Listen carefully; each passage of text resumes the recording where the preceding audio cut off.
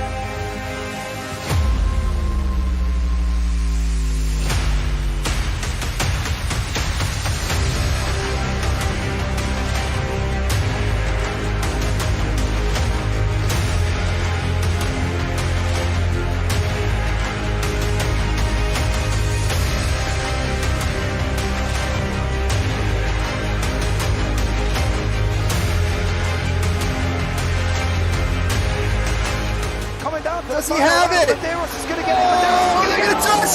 Haven't got it. He's on the outside line though, going into the fastest corner on the circuit. Surely this can't work. Dominic Ligner has got a sensational run. Outside line now though for the heavy braking zone. Around the outside goes the Audi R8. Look how much Miller's come back into play. Exactly, Miller's still such up. He's not on second and change. All of a sudden, Miller's back in play. Can Barry do it? Big Barry's going to do it. Big Barry!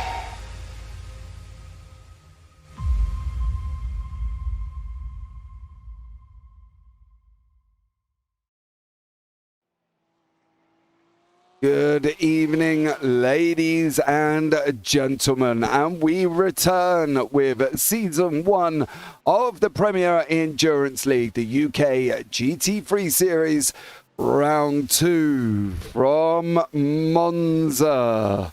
Well, what an interesting start it's been to the season. We can bring you up the points after round 1 at the moment, and it is Patrik Thomsen out in front on 385 points, with Leith McClymont on 330, Aaron Beaver on 300, Jerome Barn on 285, Marco Dolman on 273, with Yulian Dimitrov on 266.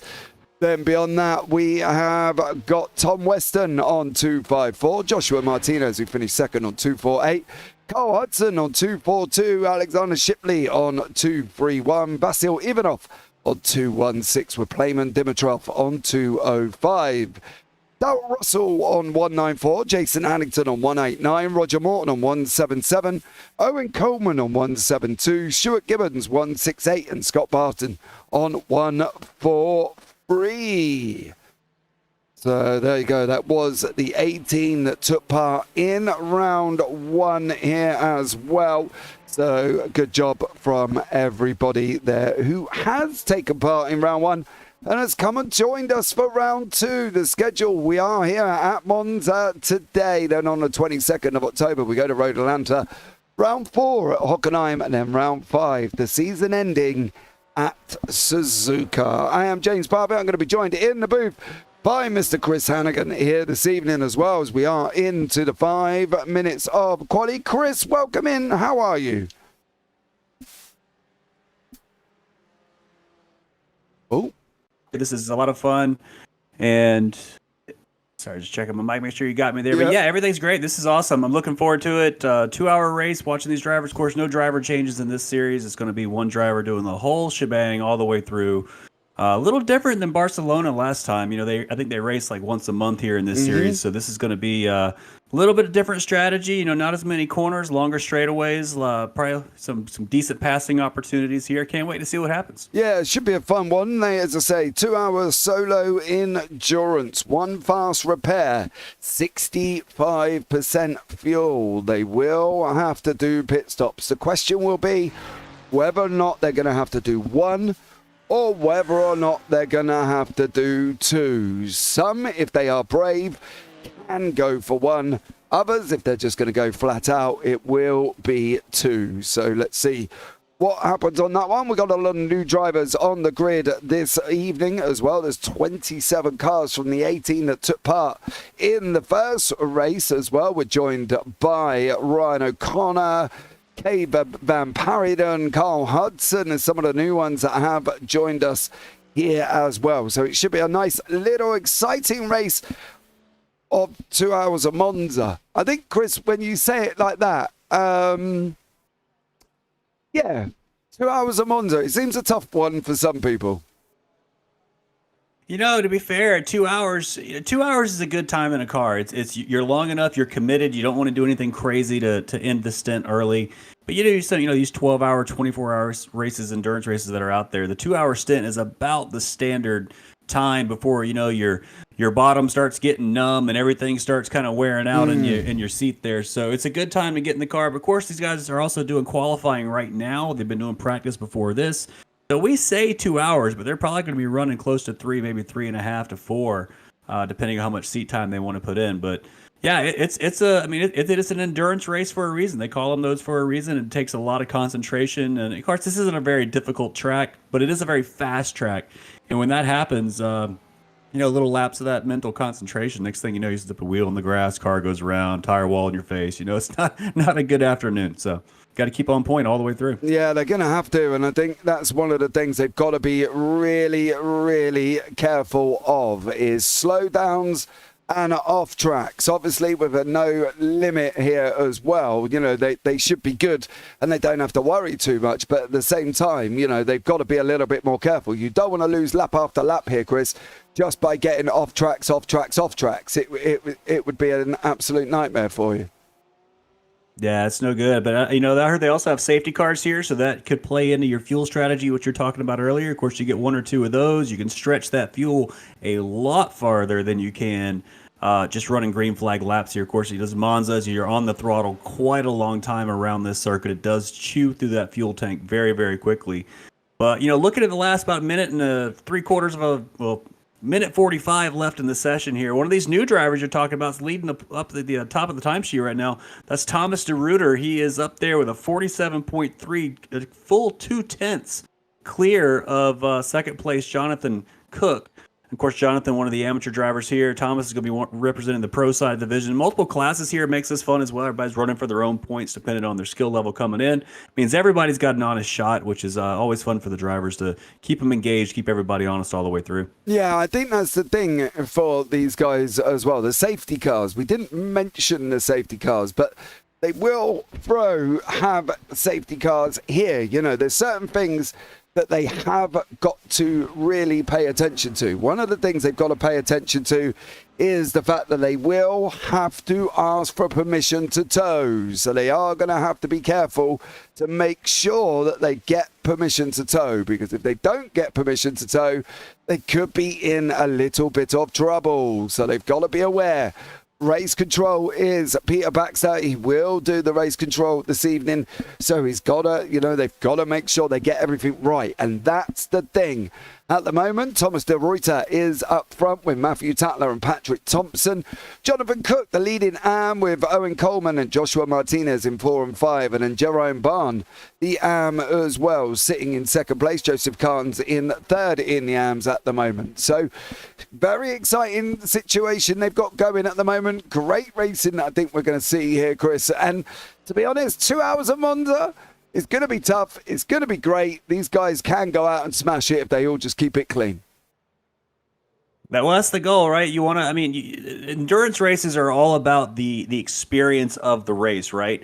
It is very much about going in, following the rules, knowing the rules, because it's so different than anything. You know, it's not a pickup session. You just get in and go. You've got to actually kind of go through the ceremony of the race, which is always part of the fun and part of the specialness of the event. So, yeah, I've been looking at some late lunges on the timesheet here. Patrik Thomsen just jumped up to P2, just missed pole by about a tenth of a second there. Matthew Tatler came up there as well.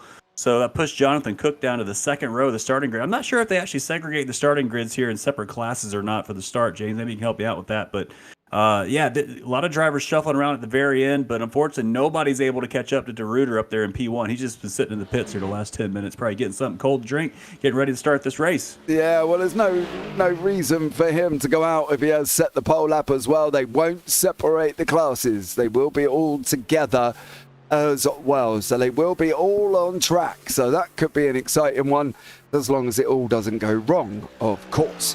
So we are going to go into a brief little 5-minute warm-up, ready to get going here for what plans to be an epic evening of racing.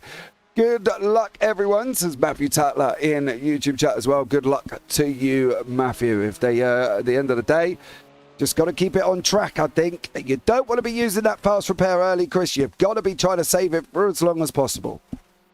Absolutely. You want to save that thing as long as you can, because you never know when you're going to need it late in the race. I mean, a fast repair is such a huge tool in iRacing. Of course, it doesn't matter what you do to your car. You know, don't tow if you don't have to. I was looking at the penalties from Barcelona last race. Somebody actually got a DQ for towing when they weren't supposed to. So they definitely enforce those rules. But yeah, you want to go in and you want to save that fast repair as long as you can, especially, you know, last 30 minutes of the race or so. Just get, you know, if you bring the car in for a fuel stop, hit that button, get the new everything fixed on the car, geometry, bodywork. You want the aerodynamics. You don't want to have the extra drag if a fender's hanging out in the airstream here. Such a big tool, and definitely you want to save it for when you need it.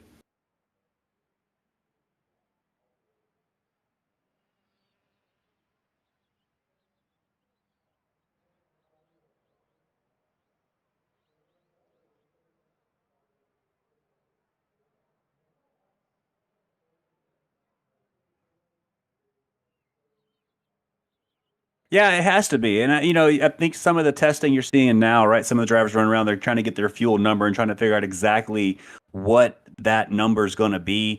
The thing about iRacing, you know, obviously there's so many tools out there now that can help you and tell you how many projected laps you have and how many, you know, all these different things that help you out. But what it doesn't tell you is the overall strategy for the race. And I've been in endurance races myself, James, that just have, you know, like late safety cars, things that come out, and you just try to stretch that one extra lap out of the car. Sometimes it works and you make one less pit stop than the other guys around you. Sometimes it fails miserably on your face, but there are some pretty nifty spreadsheets out there I've seen that you can go in and say, okay, I run this lap time, here's how much fuel I burn, and it like builds this huge report and tells you the perfect case scenario, what's going to happen. But I'll tell you, perfect case scenario never really happens in any race I've ever seen. So it doesn't take long for things to go off script and go off the rails, and you've got to start recovering. And if you lean on those spreadsheets and those, you know, your engineers on the pit wall that, you know, virtually in iRacing you generally don't have, it's you sitting in a chair while you're trying to drive.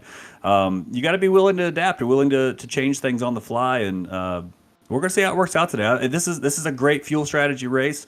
I'm not sure how far 65 is going to go. We'll probably find out in the first pit stop. It will probably be, I mean, if just from my experience with endurance racing in general, you can generally say it's between 50 minutes to an hour on a full tank. But if they're doing 65, so maybe they go 40 minutes, maybe they go 30 minutes. We're going to see. We're right around that mark. And if they do that, that's a two-stop race at least. So we'll see.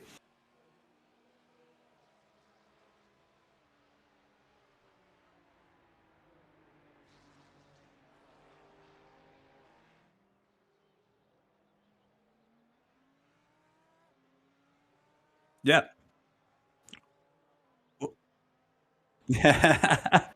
Well, that would make sense then, right? Yeah. So they say it's a 2-hour race. Let's say you go 40 minutes. So you do, you know, it's 2 hours, 40. It's 120 minutes divided by 40.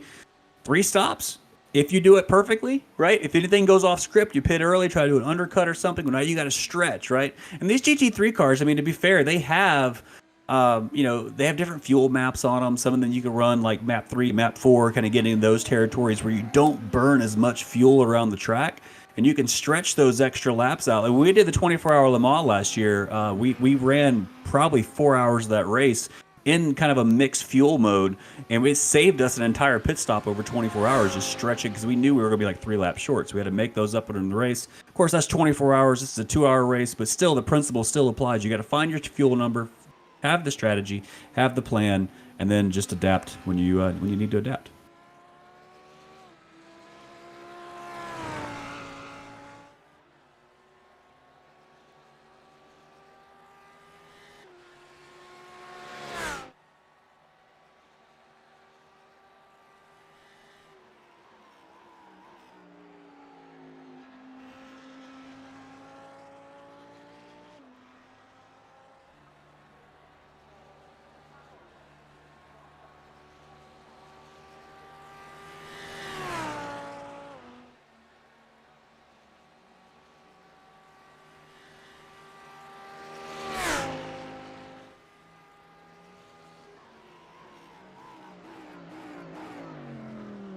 One minute 35 remaining, so it should be a good one, and we will get up and running. Don't forget pace lap as well, and then we will be going. So yeah, it'll be all good here, Chris, I think, and at the end of the day, should be an exciting one. I hope. I really hope. Yeah, well, we're going to see. I mean, you know, what we'll do, they'll probably start the race. They'll get separated out from each other. Everybody's got to get into your rhythm, get into your groove, find the vibe you're going to run. And then it's just a matter of dealing with the race as it comes. And so the most important part of this race is going to be the first 5 minutes when everybody's right on top of each other. They've got to start making adjustments. They've got to figure out, okay, which car do I want to run behind? Which ones do I want to get in front of? And you kind of set your place. Almost like it's like a long chess game, you know? And it's one of these things you just got to stretch out, make your moves, put your pawns in the right spot, and defend when you need to defend, and attack when you need to attack. So we're getting pretty close, about 35 seconds left before we flip over. Yeah, absolutely. And then we'll have a great start ready to go here and get these 2 hours up and running. Can now. Can't hear you, James. Can now. Do you know what, Tom? I've not done anything. I've literally just sat here talking. How bizarre. But there we go. Anyway, as long as you can hear me now. Thank you very much. Woo. Hi. Hope you're well. But yeah, so 2 hours of MONZA. Let's see how this one pans out. We are just waiting for warm-up to finish, and then we will bring you up the grid here, ready to go. Kick it in. Don't forget, we've got Pete back that in live stewarding, so they will have to be a little bit careful. These gentlemen and ladies will have to be very on their game. They don't want to get in trouble from the live stewards. But let's bring you up the grid here as well. Thomas de Ruyter in first, Patrik Thomsen second, Matthew Tatler in third, John O'Cook in fourth. Then we've got Ryan O'Connor in fifth, Owen Coleman sixth, Joshua Martinez seventh, Jerome Barn eighth, Joseph Carnes in ninth, Tom Bingham 10th, Yulian Dimitrov in 11th, Sean Bonucci is in 12th place. Then on from that, we got Tom Weston, Kay Van Paridon, Peter Muller, Vasil Ivanov rounds out the top 16. Marco Dolman in 17th, Carl Hudson 18th, Clayman Dimitrov 19th, Ryan Stenoff 20th, Danny Weston 21st, Justin Davies 22nd, Aaron Beaver 23rd, and Alex Shipley in 24th place. Beyond that, we've got Jason Hannington, Simon Honey, and Peter Baxter, as we know, is doing race control, and Scott Barton is driving the pace car here as well. So you've got a live driver on the pace car. We've got race control, Chris. It's almost like being at Monza for real. This is it. A lot of effort in this league. I love to see it. Love all the different drivers that are here. Lots of drivers participating in this league. I know it is a pay league, too. That's all you have to actually, contribute financially to get into this league, which adds to the level of competition and ensures everyone is on the same page. Here for the good reasons, not here to go out and just screw around, have a good time, or goof off. So that's awesome. I did just want to say I saw a name that I recognized in this, and Mr. Carl Hudson down there in P11 in the AM class. If that's the same Carl Hudson I think it is, we ran Le Mans together. We won Le Mans 24. It may not be, it might be, but we'll find out depending on the way he drives later today. But yeah, it looks like they got the grid lined up here. Everybody's gonna do a little slow roll. The classes do not appear to be separated, so everyone's all grouped together. They're going to run them as they qualified, and we're going to get ready to fly down to that first chicane, which, James, as you know, turn 1 at Monza is probably the hardest turn 1 of anything on iRacing. So will they make it all out alive? We're going to find out here in about 30 seconds. Well, we're going to find out, but yes, turn 1 is the craziest one. I think that's the thing. It's just turn 1. And, you know, whatever happens, they've got to be careful. Because if they're not, well, their race could be over before it actually goes anywhere, Chris, couldn't it? And that's the thing. Pace car's going to be peeling in at the moment. Thomas de Ruyter has not given them any room here once more, but we are going to be up and running very, very shortly for the 2 hours of Monza. It's going to be green, green, green. Thomas has already bolted out the front now, and here's that rush of cars driving down into the Prima Variante. Who's going to get there first? De Ruyter has got through. Then you've got Tatler over Thomsen. There's been Coleman there as well. 3 wide, gentlemen. No, just no, that's not going to work. Joseph Carnes is on the gravel there as well. Tom Weston got a little bit of a bog down and didn't really make it through. What's happening at the back with Simon Honey at the moment? He's driving at the back of the field with Jason Hallington and Alex Shipley there as well. So people, not an ideal scenario. 3 wide at Prima Variante there, Chris. Never going to work. No, it's a tight corner all the way down. It's always going to be trouble the first lap of a Monza race. The car around back in the back in the first chicane back there, the Variante della Roga. I always call that the first chicane, but we will see. That is the Ferrari. Yeah, Dimitrov. Dimitrov. Oh, no, that was... bad rejoin as well. He looked like, from what I saw in the back, I mean, just again, that's a tight chicane as well, and the car's kind of cut across and switch back direction, maybe caught the nose, someone behind him went around. But now we fly under the old racetrack, heading toward Ascari chicane, up the hill, quick flick to the left, long right, got the move done there. Nice move there from, looks like it was the Audi of Joshua Martinez getting the move done. Flick back to the left, onto the back straightaway here. Oh, the car around right in front of them. And that's going to... Tom Bingham. Wow, they both went through. Bingham got off in the grass there. Looks like the BMWs did recover, didn't hit anything, but bad news there for Owen Coleman, the Australian in the Mercedes, up against the inside wall. He just went, there's some piece of bodywork laying over there as well. Let's see what happened here. Did he just run wide? Yeah. Coming out. He gets on the curb, gets the wiggle. Oh, and he crashed into the outside wall. Look at the move on the BMW. Unfortunately, he was collected. I thought he made it through the first time there, but he just clipped it, pushed him into the wall. But man, he's got to get that cleaned up and get back in this race. Anything can happen. Move up here for P7 into the chicane. Nicely done there from, looks like K. Von Partian in the BMW, getting the move done in the chicane there, taking the place over the Ferrari of Patrik Thomsen. Yeah, Thomsen is lost a little bit of time in the Porsche. Unfortunately, with Kay Van Paradon in the BM and Sean Bonucci made the move in the McLaren there as well. So, going off. I think one of the things they've got to remember, and Marco Dolman has got to remember this as well, down in the BMW, we've got a 2-hour race. You know, we've got 2 hours, Chris. They haven't got 5 minutes, have they? They've got to play it smart, I think, on this one. That's what you always say. I mean, you're always, it's a long race. Take it easy. Don't do anything crazy. But, man, you get out there and drive, and the car in front of you is not going as fast as you are. You want to pass them. You want to get by them. And the problem is when you're this close together, if you don't make that move, the guy behind you is going to try to overtake you. So, yeah, it's a 2-hour race, but it's a 2-hour race. They're racing the whole time. Did you see the BM, or what is that, a Porsche? The Porsche trying to look inside the BMW there, heading up to Ascari. And, I mean, I think you just got to settle in. You really want to settle in, get in your groove. The tires just now probably starting to come up to a temperature where they're getting into their operating window and the cars start to behave like you want. Some of these cars are super skittish on cold tires, especially flying through with low downforce configurations like they are here at Monza as we head toward what I still call Parabolica. I don't change the name of it. It's always going to be Parabolica to me. But long sweeping right-hander, get on the throttle, take it right up against that outside curb. Use as much road as you can. Carry all that speed down that long front straightaway. And down we go. Yeah, you've got to... It's still Parabolica, right? I don't care who you are. At the end of the day, it's been parabolic for ages and will always be parabolic. You can see the Porsche in the background there. That's Alex Shipley trying to make a move over Danny Weston in the BMW. They're going to be too wide through the Prima Variante.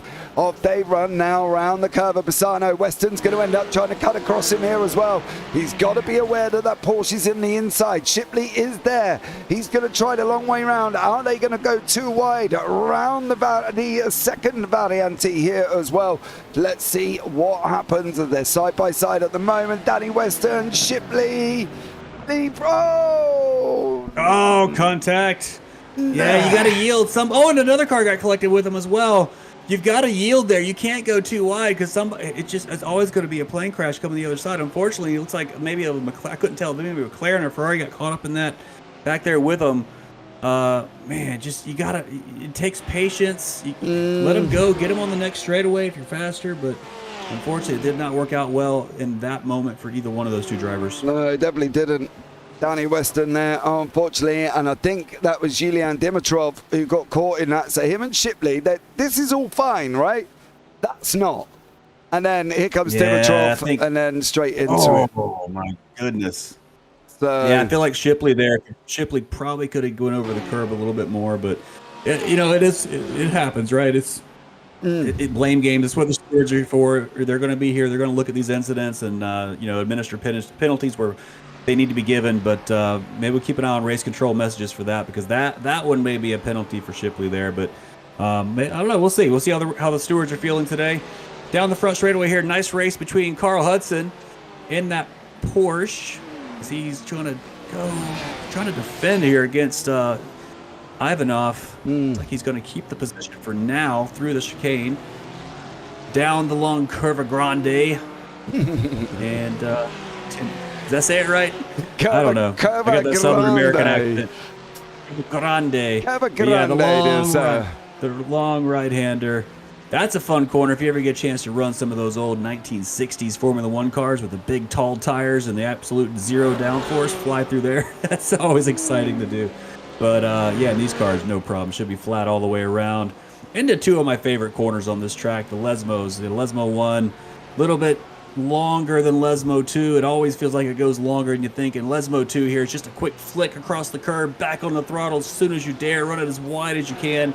iRacing will give you an off track there if you go too wide. It feels like it's a little bit tighter than it should be from a driver's perspective, but you got to adapt to the track you have, and you mentioned the incident points. I can't even say that word. Incident points going up here. You don't want to get off tracks. It's so easy to get off tracks here at Monza, especially running out of wide here at Ascari too. Right there over that curb's another easy place to get an off track. Those will add up, and those add-ups can lead to consequences down the road, as you said at the top of the show, James. Yeah, they definitely can. I think that's one of the things they're going to have to be mindful of as well. The incident points, they're quite lucky in this one, though. They are set to no limit. Now, obviously, generally, as we know with most leagues, you probably get 17, and then you might get a 25 or, before a DQ, right? So generally they haven't got a limit of incident points, but obviously, don't use them all up crazily. Late lunge from the Porsche there. Look at that. Wow. Can he get the move done? It looks like he's going to get the power out of the car. Wow. What a move right there from Patrik Thomsen in the Porsche. That was kind of a late send in the turn one there, but he committed to it, and thankfully Sean here in the McLaren did not chop his nose there on either side. So nice move, but Sean's not done. She's trying to line him back up for the second chicane here. Not going to be able to get close enough to get it done, but Patrik Thomsen's continuing to move forward. Had kind of a rough start. Largely lost 4 places on the start of the race here, but now he's back under threat again, though. The race isn't over. They're still going. Sean Bonucci in the McLaren still giving Patrik Thomsen some grief here as well. Thomsen is unfortunately down 6 places here, Chris, as well. He's not had the greatest start on the run down into the Variante Ascari. Bonici's still chasing him down. Owen Coleman looks like he's had another incident. Jonathan Cook for Performance League Esports here as well. He is sitting in 3rd overall in the AMS. Great job by him and a stellar job in that BMW. But can he hold his pro teammate Ryan O'Connor back? That's going to be the question for everybody. Yeah, he's got a good gap here. He's about 2.5 seconds over second place in his class. But yeah, I mean, definitely holding on. 4th overall right now, right behind the 3 leaders up in front of him. Clicking off good lap times. Actually got the his fastest lap last time around. Only about a 10th slower than the fastest lap of the race overall right now. So that lap was even quicker. So they're getting into the slipstreams. Everybody's starting to kind of separate a little bit. You start to see that track map fill up a little bit. This is when you start getting into you start learning what your race is actually going to be. You know, you made it through the start. Your car survived. You didn't get any damage. You're just going to continue. Get into your rhythm. It's so important in a long race like this. Look at your fuel numbers. Make sure you're hitting your targets. Monza's good for that because you got these long straightaways. You got time to kind of look down, look at your numbers, see where everything's at. Figure out if you want to take tires in the pit stop. That's another thing. So with these cars, if I remember correctly, you might have to correct me if I'm wrong on this again, James, but these cars, if I remember, you cannot fuel, or no, I'm sorry, you can fuel and do tires at the same time. But there is a pickup time, or there's a what do they call it? A warm-up period with the tires. When you put them on, they're not going to be fast right out the gate. And Monza's not a huge tire track, right? So is it worth taking tires? Do you take tires every time? I'm not sure. If you can double stint the first ones, I would double stint the first tyres, right? If they can get away with it and it's going to be clean, and then look at dealing with the second set. So maybe on the second one that they might have to pit as well, I'd be looking at doing that. Kay Van Paradon is climbing all over the back of Patrik Thomsen here as well. Kay in the BMW, Thomsen in the Porsche as they battle away just inside the first 10 minutes, Chris. That seems like a lifetime ago that we started this. Yeah, well, it's gonna be a long race, and I think, you know, again, get into your rhythm. Look at the long slipstream line. Nobody wants to get out of line. You got to get that toe all the way down. You know, I was thinking more about the fuel thing, though. It was a few years ago that they changed that rule. Yeah. For a long time, you had to do fuel then tires. You couldn't do both at the same time, and that really played into pit stop strategies. Made it a lot more interesting because your pit stop will be a minute and a half versus 30 seconds, right? Because you had to stagger them out. But with these reduced fuel loads too, I wonder if taking tires is longer than filling the car up, and if it is, that's where you'll see some of that strategy come into play. But yeah, if they're, I don't know, if they're free, maybe you take them every time, just go with it and get out and go. But yeah, we'll keep an eye on that when they get into pit stop. See if we see those cars actually jacking up, putting tires on or not. Yeah, we'll keep an eye on it and see who's made the move and who hasn't, who will and who won't. Ryan Stenhofer's looked like he's had an unfortunate moment going down what looks like into the first chicane. Was it all on his own? That looks like, yeah, you saw the 997 going out there. Oh, he got faked out. That was a straight, the car behind, I didn't see who that was. The car behind kind of did that old fakeroo on the inside, and that caused him to look up in his mirror, and when he looked back down, his braking point had gone past, so he completely missed the corner. That is why drivers do that, James. I mean, I'm sure you see that in other leagues all the time. They kind of do that little peek, just to get the driver to not look at the braking point, instead look at the car behind, and that is what you want to happen. You want the driver to have a mistake, miss the corner, go in too deep, something like that. And as a result, the car behind got the position. Didn't even have to pass the guy on track. No, he just Stenhoff got a little bit excited, missed it completely, and ended up running down the exit road. So unfortunately for Stenhoff there, not an ideal scenario for him. But Thomsen slowly opening that gap to Kay. It's now 6/10 there as well, as Kay just goes and disappears on me. Joseph Carnes here battling away with Tom Weston in front of him at the moment as well. BMW and Mercedes. This is going to be an interesting one. I know Joseph from previous series. I know Ryan O'Connor. I know basically most of the drivers, to be fair. Joseph's quick when he gets going, but he's got to get going for Joseph. He's got to be able to get it running, and he will make his way through the field. He is an arm. He is battling away for second place. So I am expecting Joseph to make that move eventually, you know, and he will get there. When he gets there and settles in, he will do a very good job. Yeah, it seems like he's a little bit quicker than Weston right now, just the fact he's hanging on that rear wing.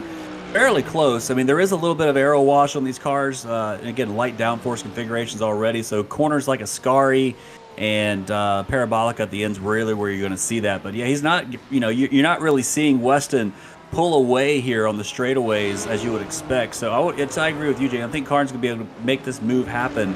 Probably on the front straightaway next lap, unless he just dives for it here in the Lesmo 1, which he's taking a peek. Is Weston going to defend that hard? Okay, he backed out. I think they both kind of spooked each other right there, to be fair. But this isn't done. You know, there's an art to overtaking, and I think that right there showed you that they both didn't quite line that up just the right way.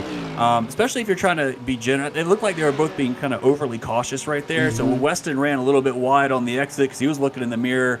Carnes probably backed off way more than he should have. Look at another move back in the back down there going down the hill. That was almost in the grass. That's going to be who's that going to Peter Miller and Ivanov. Basil Ivanov and Peter Miller. I saw Ivanov down there trying to get in the grass, trying to make that move happen. He's getting kind of aggressive. But yeah, there's an art to overtaking. You can do it in a way where you both don't lose a lot of time. But yeah, we didn't see that right there. That didn't work out. Nice little battle here back here for the, I guess is what, P6, P7 for the AMs, P8 for the pros. Yep. This is Justin Davies in the Porsche. She's battling away with Vasil Ivanov and Peter Muller up front though. Thomsen is under pressure again from KK's managed to close the 6/10 gap that was there, and now has managed to get that down to about half a second. But if we look all the way down here with Aaron Beaver, Alex Shipley, Ryan Stenoff, of course, who freaked himself out and ended up going straight on, and Marco Dolman, these four cars battling away with an hour and 44 left on the clock. Yeah, you won't make that same mistake 2 times in a row. He goes around. That's going to be, who was that? Was that Aaron Beaver? Yeah. Yeah, and the Mercedes. That Mercedes is such a, man, I don't know, how do you describe it? Such a throaty car. I don't know how, I mean, it just has so much torque. Yeah. It has so much torque that it just, when you get on, especially at a low, it has a cool sound too. Maybe that's where the throaty comment comes from. But yeah, when you get on turn 1 like that and you get on the power, it just has so much torque. It's so easy to light the rears up and go around. But yeah, we ran the Mercedes in a few indoors. I really enjoyed that car. It's like you're driving a huge Cadillac around with some of these sports cars going around you. But another thing too, I'll say about Monza, James, from a driver perspective, it's an easy track. But man, when you're racing people, it is hard to see those braking numbers on the side of the track. They are not big signs like you see at some of the other tracks with the big, 5, 4, 3, 2, 1 going down in the corner. They're these little tiny signs, and especially in the turn 1, they are very difficult to see. You see how fast they go by on the side there? If you're not looking at those going by, you're thinking, is that number 3? Is that number 2? You're trying to find your braking point.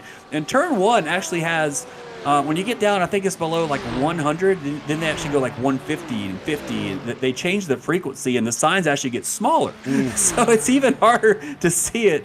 But there's also kind of a nice green spot on the wall. Here's an overtake here. So if you're in that inside car, you can't see those braking markers. Oh, wow, that was brave right there. Man, nice move there from Patrik Thomsen getting past Sean. Sean, I think, actually rolled out of the throttle. Actually, no, I'm sorry. That was I was looking at the wrong one. That was K and Patrik. Sorry. K just got past. K rolled. Yeah, so K got past Patrik. Actually, I think rolled out of the throttle in the straightaway there. Gave K a chance to kind of sling back in front in the braking zone, which is always a risky play because that car behind misses it, they're going to punch you. But yeah, I mean, and finish the point. The braking markers here are hard to see when you're overtaking, especially on the left side, or excuse me, the right side going into turn 1. The thing I've always used is that green spot of the wall. You can't really use the numbers a whole lot, but it makes it that much more challenging to run this track. Yeah, it definitely does here as well. There was no further action here from the stewards between car number 34 and 235. So 235 is Playman Dimitrov, isn't it? And the other one, 34. 34 would be Danny Weston. Yeah, Danny, so that was the incident. That was the incident, I think, in the Ascari chicane, right? When they, or not Ascari, excuse me, the second chicane, the Variante della Rogia. I call it chicane. But that one, Rogia, that one, yeah, that's where they both kind of ran over each other there. No further incident. So there you go. The precedent's been set. Got to run what you brung, boys, and make the move stick. So you got this little battle here. These two are still fighting, aren't they? Yeah, Kay's still battling away here as well. Car 666. Mind you, in that same incident, Playman, that was Yulian Dimitrov, unfortunately towed without position, so he'll be at the rear of the grid for the next race. So he's got a rear of the grid start on there. Yeah, it's rear of grid there for Yulian Dimitrov, unfortunately. He's already at the rear of the grid now, unfortunately, too. He's the last running car on track, so he's got some makeup work to do. Few laps down, but he's back out there still clicking off laps. Is he though? Actually, I think he's in the pits. Actually, I think he's out. Oh, did he retire? Yeah, he's out.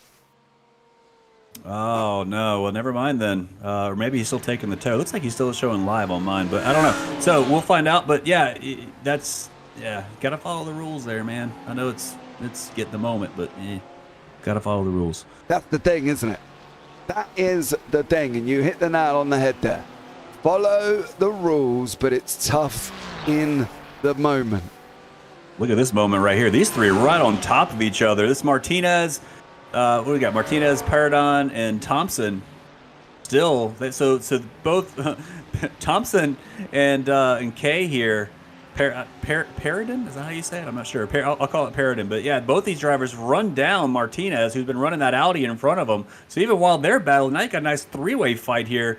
I don't think I'm going to see Thomsen be as patient anymore at this point, right? He's going to have to go in there and really, because right now he's being held up, no doubt. He's being held up by both these cars in front of him. So if you got to get past both these drivers, and see the arrow wash right there on the Porsche, how wide it ran just behind the two in front. That's that loss of downforce on the nose.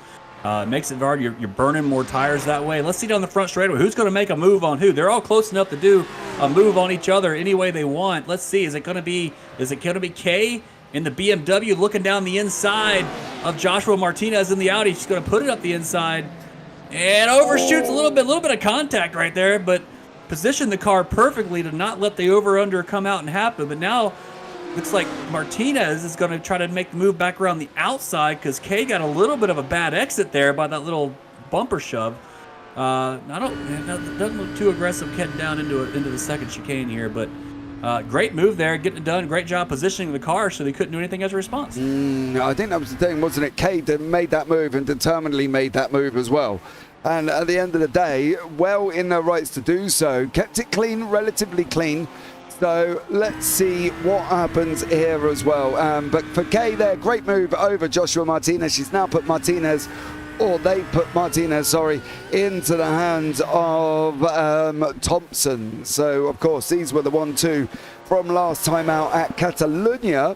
So let's see what happens with these guys. But yeah, it's going to be interesting battles. Alex Shipley still fighting away with Ryan Stenhoff further through the order, and that lead battle starting to come together. Thomas de Ruyter and Matthew Tatler starting to come together. So let's see if they actually do it here as well. Yeah, it looks like teammates too, right? So are they going to, what kind of action are we going to see on track here? Both these drivers obviously weren't they didn't run the first race at Barcelona, so they're setting their own pace, kind of finding their own way. There is a nice art to slipstream here at Monza. You can actually pass each other on the front straightaway, like alternating lap after lap, and do some quick times, almost like simulating DRS in Formula One.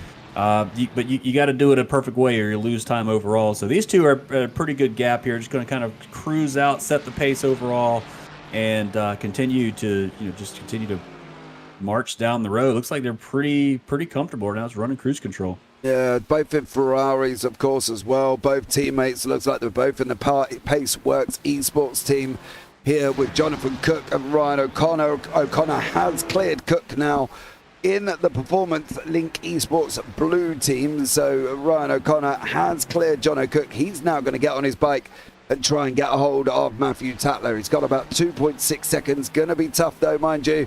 Last time out, O'Connor 1:48.17. Tatler with the fastest lap of the race, 1:47.89. So it's going to be tough there for O'Connor, but he's got to try and do what he can do. Get the gap closed as quickly as possible, I think, would be the easiest way. Shows the pace of those Ferraris up there. Both those drivers setting faster lap times than P3, 4, or 5, or 6, or 7, all the way down. Just running their own race and setting the lane. Like you said, fastest lap there for Tatler. Wouldn't be surprised if it happens again this time around. The fuel loads get light, the car gets quicker, and it'll continue to do so until you stop to put more gas in it. But yeah, nice battle here between O'Connor and Cook. Both these drivers trying to run down the leaders, losing a little bit of time, as you said, but they're staying in line. They're not racing each other. You kind of get into this phase of just, again, I've said it so many times, and I know I sound like a broken record, but it's all about that, like, get into the routine as a driver, get into the rhythm, that, just keep clicking off laps. And as a driver, when you're in that phase, you tend to, like, you're in like another, your mind's you're just going. Like, you don't really notice what you're doing. You're just kind of running the car, and you tend to forget, like, hey, I just did 5 laps. I don't remember the last 3. You know, like, you just kind of go, especially if the car's in good. I was kind of watching the steering inputs there on O'Connor going through that first chicane, and there's no oversteer on exit, and everything's nice and controlled. So yeah, the good pace. And honestly, to be fair, they're not, you know, the leaders are not that far down the road. When you can see them out the windshield, then they are, you know, it's kind of like a fighter jet lining your target up in the sights, right? You know, you just that's your target. Go get them. Go run them down. And try to keep putting in clean line. Yeah, look how clean the inputs are. There's no real catching the car. Quick flick here in a second. Lesmo over that curve, run it out wide.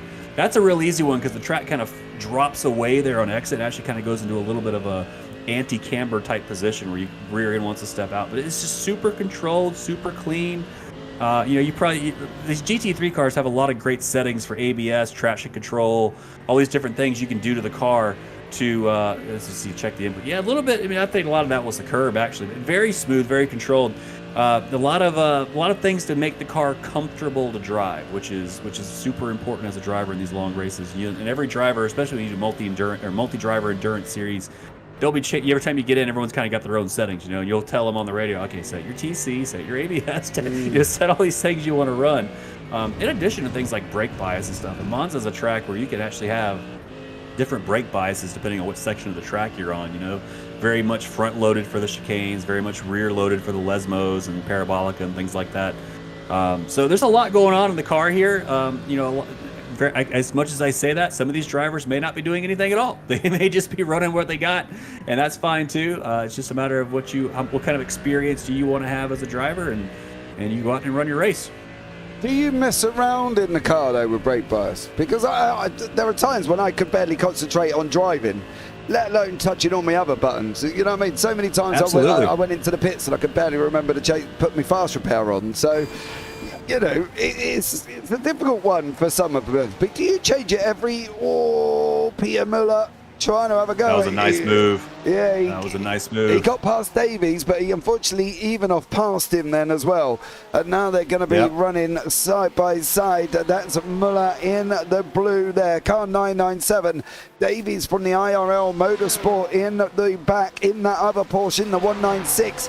Is he going to be able to get him? Gotta be careful here. Gotta be careful here. This is a dangerous corner. There you go.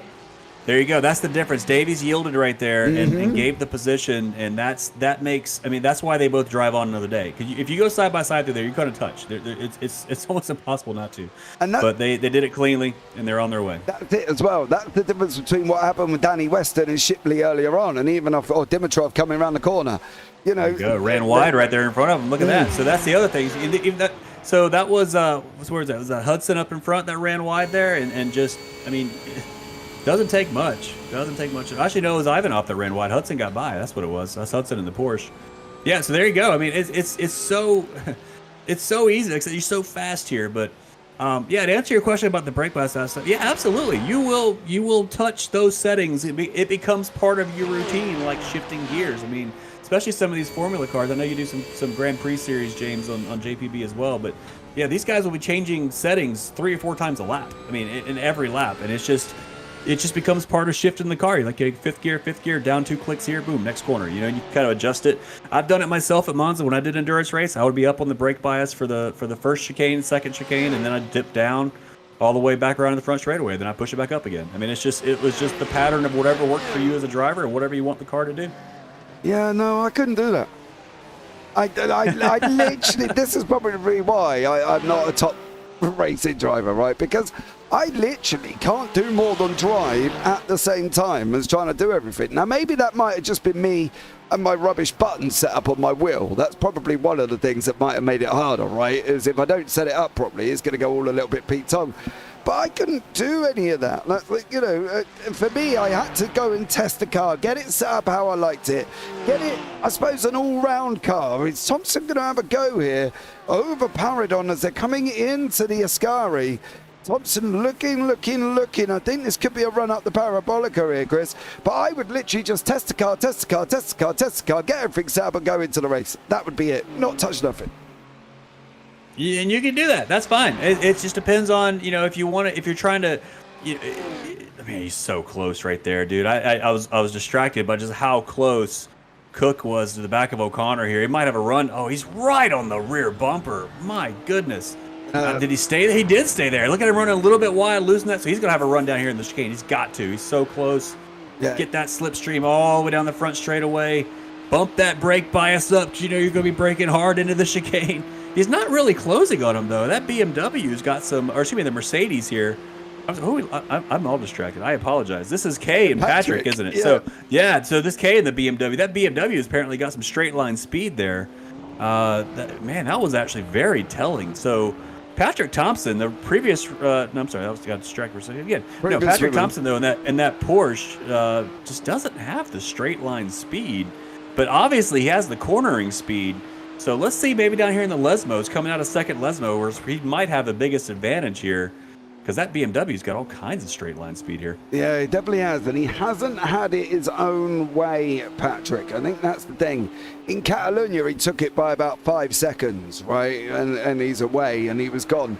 Here, he hasn't. Look at him closing up right here. Wow. Yeah, he got a better run there. Not going to lie. 90 another minutes. one here. So he's got more downforce on that Porsche. He's just got better suspension. He's not going to be able to get there, though, because the straight line speed, it's just not. He might peak and try to fake him out, but let's watch this. Okay, watch going through Ascari here. Oh man, they're so close. Porsche must have more downforce, I guess, because it's so much faster through the corners. But Monza is not a corner racetrack; it's a straightaway racetrack. If you don't have the speed on the straight, all the corners just make you frustrated because you can't get by the guy in front of you. Yeah, I think that's one of the things. It depends on how that car is set up as well. Don't forget that, Kay's run wide. That's going to allow Thomsen through. Kay through. But Kay will come back. Yeah. Kay's got the speed, though. Kay's on the bumper already. That BMW's got so much more straight line speed. I wouldn't be surprised if it's going to be another battle in the turn one here. It's got to be closing up. Let's see if the peak on the inside is going to be close. No. Not quite close enough. No. She's going to hold off for now. Yeah, not quite I'm close assuming enough. it's she, but I don't know. So I will say, I'm not sure. But they. So we'll go on from here. And so they got a great run down the straightaway, and it's going to be another run here in the second chicane. I mean, we know that BMW is so much faster, but I don't know. Maybe they want to just sit back and just not battle it. It's a long race. We're only 30 minutes in. Probably getting close to that pit stop window we were talking about. Yeah, I think saving fuel saving would be good now for some of these drivers. Kay would be good to sit there and stay with Patrick and use him to fuel save again. Ryan O'Connor, John O'Cook, I'd probably be looking at doing the same thing. There's the leaders in front, Tatler and De Ruyter. Then we got Benici here as well. He's in the 7th place, chasing down the Audi of Martinez. Joseph Carnes is chasing down Tom Weston. Weston in the BMW, Carnes in the Mercedes there as well. And then we've got Peter Muller and Vasil Ivanov, and they're having a go with Justin Davies. So little pockets of battles. Steinhoff is the first man to blink, is in the pit. Tom Bingham, obviously, as we know, pitted earlier on due to an incident. Steinem is the first man in that half an hour mark there, Chris. A little bit earlier than we thought he would make it. A little bit earlier, and that tells me, you didn't make it to the 40-minute mark, so you might be a 3-stop race here, James, if that's the case. But if you can make it to that 40-minute mark, then you're guaranteed, 2-stop race. You got to run the 2-stop race. Yep. And pit stops will, that's got to be, from the time you enter the pits to the time you actually, it's got to be another 45, 50 seconds added to your race time every pit stop that you do. So yeah, definitely don't want to make an extra one if you don't have to. Sean Bonici's in as well in the McLaren, so Sean didn't quite get to the 40-minute mark. We've only made it half an hour. This is Kay and Thomsen. Now, from Kay's point of view, it almost looks like that they've gone and not allowed Thomsen to go through, because it clearly was a main overtake on track. But it does look like they're able to go that little bit longer. Maybe do a little bit of fuel saving behind Thomsen. We got a rush in the pit lane. Hudson's in, Davies is in, Ivanov's in, Tom Weston's in, and Bonici's in. So half an hour, maybe 35 minutes at the most for these drivers. Yeah, about 33 and a half minutes into the race. It's not, the goal for me, if you're doing this, is try to stretch it to 40 minutes to do a 2-stop. But you've still got 7 minutes to go here. That's what, like 5 more laps to do on the car. Leaders haven't come in yet. The 2 front runners still running out there, so maybe they can stretch it out to a 2-stop race. But it is a good number. It's a good place to try to make some strategy happen here. We'll see how many actually can stretch it out, and then if they do, what kind of pace do they have to continue to stretch it. But I think, what's cool about K right now is if they are actually, saving fuel, they're doing it now being pulled by a super quick Porsche, right? We know that Porsche is fast on the straightaway. Get the tow. Just get pulled around the track. Save that fuel, lift off. Lift and coast is a big thing here at Monza. Instead of saving fuel in the straightaway, you kind of lift about 100 feet early and then get on the brakes. That's a great way to save fuel. And you could do that while you're in the slipstream, but you get that extra little bit of speed just from getting towed around. That's a good place to be if you're up there, and they're both coming in. Here you go. So, and the leaders, the front, everyone's in. The only one really who has got a hope of jumping any of this is this man here, who's the first man into the pits, is Tom Bingham, but he's coming up into the Ascari at the moment. Tom pitted on lap 1, so I don't think he's going to make it past these guys that have got in, but the leaders are in as well. De Ruyter, Thomsen, Tatler, they're all in here, sitting in this pit lane. As you can see there they all are. Peter Muller is coming in as well. Pit stops, Tatler and De Ruyter out together. So Tatler and De Ruyter have left the pit lane together. So there clearly is a lot of team orders and a lot of work going on. John O'Cook, Ryan O'Connor also leaving together as well. And then we've got Kay.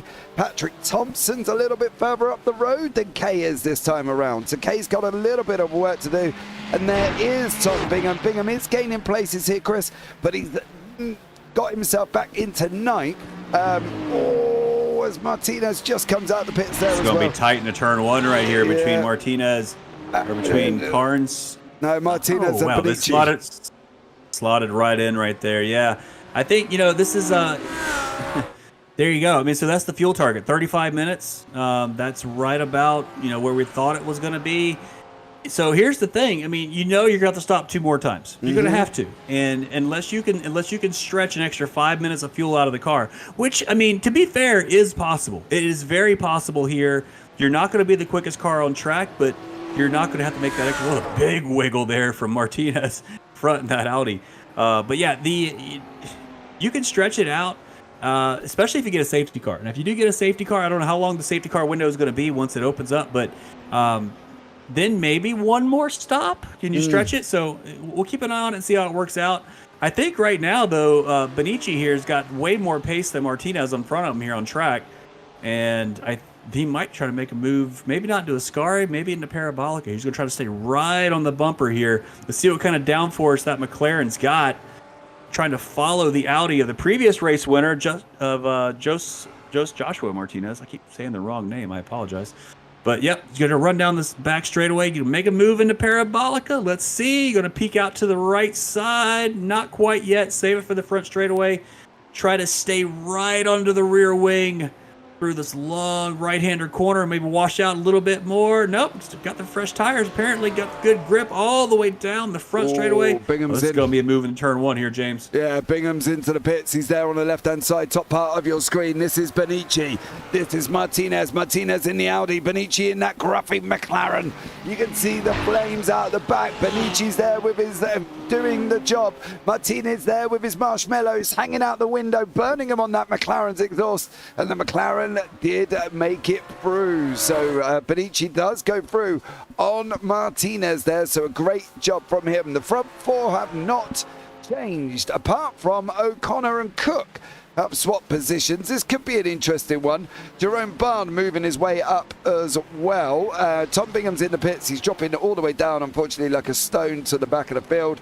But Cook and O'Connor, teammates here. One's a down, one's a pro. I'm not too sure if it will stay like that if Jonathan Cook keeps showing this pace. So I think Cook may get promoted after this one, but we will see.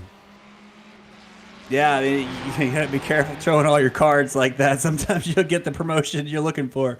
But yeah, I got some numbers here, James, from that pit stop. So you're looking at about a 45-second extra lap time when you do a pit stop. So between the entry into the pits, exit of the pits, look at about 45 seconds. Actually, no, take it back. Probably about 55 seconds because it's not counting the extra bit before the start finish line. But yeah, so it's it's big enough to try to save fuel. If I'm a driver, if I know I can maybe save in a pit stop here, gain 50 seconds on track. I mean, to give you an idea of 50 seconds on track right now, look all the way down to Alex Shipley, who's running, I don't even know, where's he at on track? So the leaders are on the front straightaway here. There's Shipley, right? That's 50 seconds. No, I'm sorry, that's the leader still. I apologize. 50 seconds back, though, is about the Ascari chicane. So that is how much time. There he is, yeah. So that is how much time you would make up on track if you did not make your last pit stop. So stretch this fuel out. Try your best to just not have to go to the pits. And man, try to get you a race win here. Yeah, I want to pick up on something here as well. Now, you may think, what are you doing? But if we have a look at certain individuals when they come into the pits. Now, the interesting thing about this is not the fact that they're in the pits, because we're used to seeing them in the pits. Watch the front three of De Ruyter and Tatler. Watch how the cars are lined up here as well. Now, normally you just go in straight, right, and look at doing it that way. But they're all pointing out. See that? They've all angled out, ready to go there as well. So De Ruyter and Tatler were trying to get in and out of the pits as much as possible. Then you can see behind there as well, Thomsen's done the same thing. So they were free angled out, ready to get out of the pits without having to do any inputs coming out to slow their exit. So they're already thinking here as well, Chris, about the fact of even getting in and out of the pits to try and speed up the procedure. Yeah, well, it makes a huge. I mean, so you're going to put how much power through the rear wheels when you leave the pits. If you've got to make a hard left-hand turn to get that car going back out, well, you're going to lose grip. It just doesn't go as better turning left as it does going straight. So it makes sense to keep that wheel pointed straight, line the car up for exits. True esports move right there. To I shouldn't say esports. It's a fair racing move in general. Just line your car up for the exit, and you get a better exit every time, guaranteed. Yeah, definitely does there as well. Stenoff and Shipley were a little bit closer. Why is that always the way? They were a little bit closer than what they are now. Martinez is still battling away with Bonucci. They're still chasing each other. De Ruyter and Tatler have not changed positions at all. So they have not changed positions. De Ruyter's pretty much led from the beginning. Tatler's followed him through. Tatler's up one. De Ruyter was on pole and he stayed where he's are. That's a slowdown for Bonucci. Slowdown for Bonucci coming out the Prima Variante there, Chris. And Martinez has gone through. But even off here, having a good old scrap with Carl Hudson going down into the first chicane, Chris. Here they go side by side all the way down that front straightaway. Who's going to yield first? It's a late lunge there from the Porsche. They're going to do side by side through both corners. The Porsches might get a better exit there because they had a wider corner. Very clean from both drivers to get that done. And it looks like, yeah, Hudson's going to pull away the victor from that scrap, but the war is not over by any shape or form. Let's see, heading down to the second chicane. And we're going to see another lunge back. We are up the inside, over the curb, run it wide so they can't get the over. Now, man, great racing between these two to get the move between Ivanov and Hudson here. Yeah, that was clean all the way around. That was good stuff. The BMWs, the Playman, Dimitrov, and Dolman having moments in the back there as well. You saw that big puff of smoke come out the back from Marco Dolman. We can see what happened here as well as they come into that second. Oh, I tell you what. Oh, a little too hot right there. A little too much speed. Dolman, car can't do it. Yeah, Dolman carried far too much into that BM, through that BM as well, and into that chicane. I'm surprised he made it out the other side. I'm not gonna lie, but he did do a great job here and an amazing battle. Now, so where are we at in terms of strategy? What is our plan for the middle? We're going 35 minutes just. What do we think we're thinking in this second stint? Are we thinking just, I tell you what, go flat out, run the fuel out, see where we go, adjust on the next one? Or are we thinking, let's play a little bit of a smart one? Let's start saving, let's start getting bit by bit, and we'll see how we get on. What do we think we're doing in the car? Because it's a difficult one. Well, looking at the lap times, I can tell you the top two are definitely not saving fuel. Probably everybody down to about, let's say right around Kay and Josh Martinez, kind of around that level. Oh, a little bit of contact there. We saw that one coming down the straightaway. That's going to be Alex Shipley around. I don't know if that was Was it? Did he turn in or did it? Let's see what happened here. The car's not there. There was no overlap there into the corner. That is going to be looked at by the stewards. I can't fault Shipley for that. I was actually just taking a gander through the race control manual for this league, and they've actually got some very nice diagrams about how you should do an overtake like that. In fact, let me pull that page up and see what that's going to say about that, because let's see. I'll report back in a second, Jane. Let me look that one up for a second.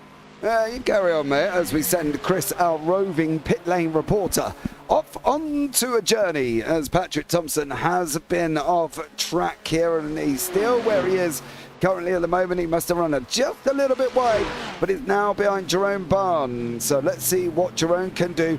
Can he slow Patrik down for his Paceworks esports buddies up the front of De Ruyter and Tatler? Can he do that? Can he stop him as well? Can he hold the mighty Dane, the Viking of Patrik Thomsen? Can Jerome Barnes hold him back long enough for his guys out front to jump and get away?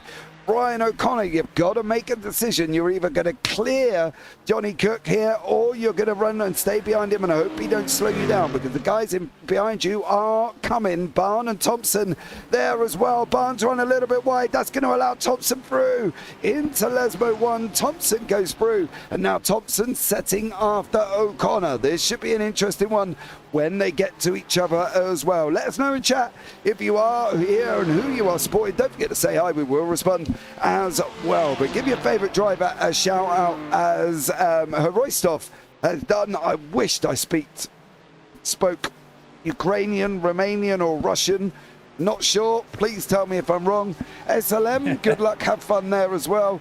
And David Heavey, go on Paceworks. So yeah, I'm not sure what that is. I'm gonna put that one in the. What is it? I'm gonna put that one in the translator. See what it says. Oh yeah, Google Translate. Go on then. If it's what a time to be alive, right? What a time. Let's see. Google Translate. If it's rude, don't read it out. I might need a second. Oh, it's Bulgarian. Ooh, okay. Oh nope, you don't want to read that one out loud, James. We'll let that one go. Oh, you've made me inquisitive now as I jump onto Google Translate. Yeah. So anyway, while you're doing that, I will report back from the steward's room. On page number 15 of their stewarding manual, which, by the way, tip of the cap to the league admins here. What a great league manual. There's 3 pages of overtaking procedures.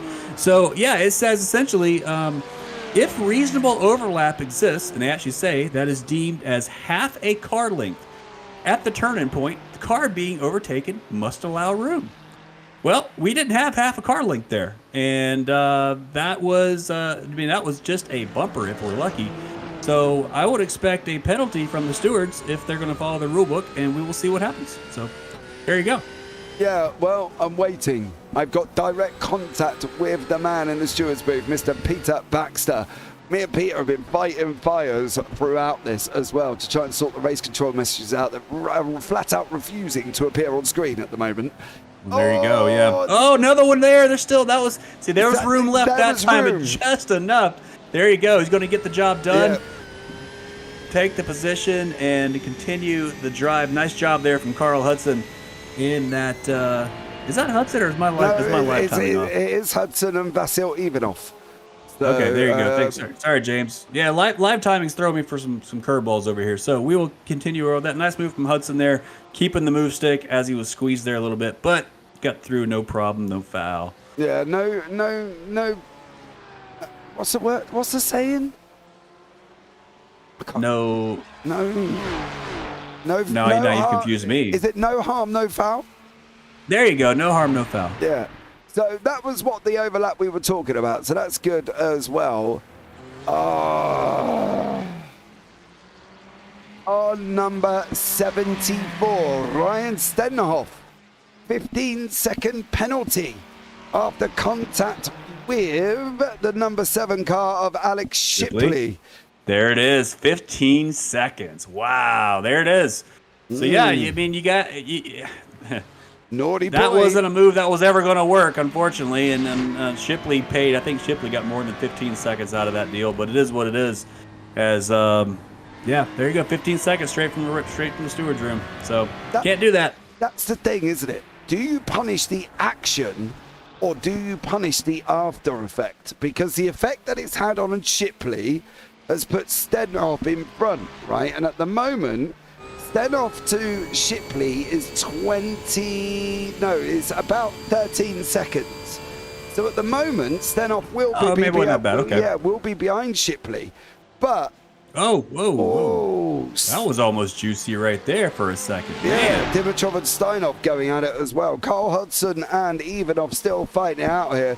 The leaders are together, but they haven't moved once throughout the whole of this race. So this race here, my goodness, that's going to be is that Ivanov again? We've seen Ivanov. Yeah. Oh boy, be careful here! Oh my gosh, that was so close. What? Yeah, that's a risky spot. We've seen Ivanov go off the track a few times. I mean, we saw him in the grass going under the bridge back there at the start of the race, trying to get moves done. He's obviously an aggressive Oh no! So Hudson runs wide, not helping his cause here. Oh man! Oh my goodness! The Ferrari is all over. I'm sorry. Yeah. What am I looking Ferrari. at? I'm sorry. Is it the Ferrari? Okay. I'm struggling with the timing here, unfortunately. Yeah, it's the Ferrari and the Porsche. Hudson's going to try to defend. Yeah, I think this is only a matter of time for this move gets done. I hope it just doesn't end in a car pointing the wrong direction, though, because both these drivers are being pretty aggressive on their place. But actually, it looks like maybe a little bit of damage on the left front of that Porsche. I couldn't really. Yeah, looks like the arch is in. Yeah, maybe a little bit of contact. Can't go around the outside or on the outside. That's not going to work. It's not going to work. You can't do that. The cutback's going to now. He'll get the run out. The cutback is going to be great, but I don't know if he's going to get there over turn one. But that Porsche got a little bit of a fender rub there on the left front, so that's going to slow him down. But here comes Ivanov again, and for whatever reason, it's showing Ivanov in the Porsche for me. And oh my gosh, never mind, forget it. It's showing correctly. Sorry, we're all good. We'll get back to normal day. Here he goes, battle in the turn one. Let's see if we can get it done. Ivanov up the oh my god. They don't want to yield. Neither one of them want to yield. And Hudson pushes him out wide, Max Verstappen style. Just says, nope, this is my track. Man, Ivanov's got to be getting frustrated. Yeah, he definitely is. And I got a funny feeling there's a send coming here as well. Jono Cook has allowed Ryan O'Connor to go through, but unfortunately these guys are now 8.5 seconds after the pit stops away from Tatler and De Ruyter. Now, don't get me wrong, both of these drivers new into this series this week. In fact, the top 4 are new in for this round. So they've done a great job, all 4 of them coming in, doing a stellar job, taking the 1, 2, 3. Cook's now having a go at O'Connor once more. You're slowing each other down. I'm not quite sure what the purpose of this is. Both of them are on the Performance Link Esports team, but they're slowing each other down by fighting, aren't they? Well, I don't know if they actually are. There's an art to doing it, and that's the way you do it. If you can swap positions on the front straightaway before you get to the chicane, then you just pull each other around the racetrack, and you can do it without losing time. But it's so hard to get it done consistently. It's only a matter of time before you lose all the time you gain because you made a mistake or something. But these two are losing ground to our leaders, which, by the way, their lap times have gone down by about 3-4 tenths a lap here. I wonder if we're getting into that fuel save game. I mean, because that's about how much time you'd lose around the track, I think, if you're starting to really save fuel. So we'll see. They went, if I did my math right here, James, I got my calculator out with my, with the American math here, which isn't always great. But they went about 20 laps for the first time. Yeah, they pitted on lap 19. And they have gone about 9 laps now. So if, so there's your math. So there you go. So they got another 10 laps to go. Hold on a minute. But I had a thought there. No. I had a thought, and I lost it halfway through the math. So I was going to say, there literally was no maths. Apart from telling me they pitted on lap 19 and they run 9 laps in, there was no other maths. I was expecting something amazing. I had a thought.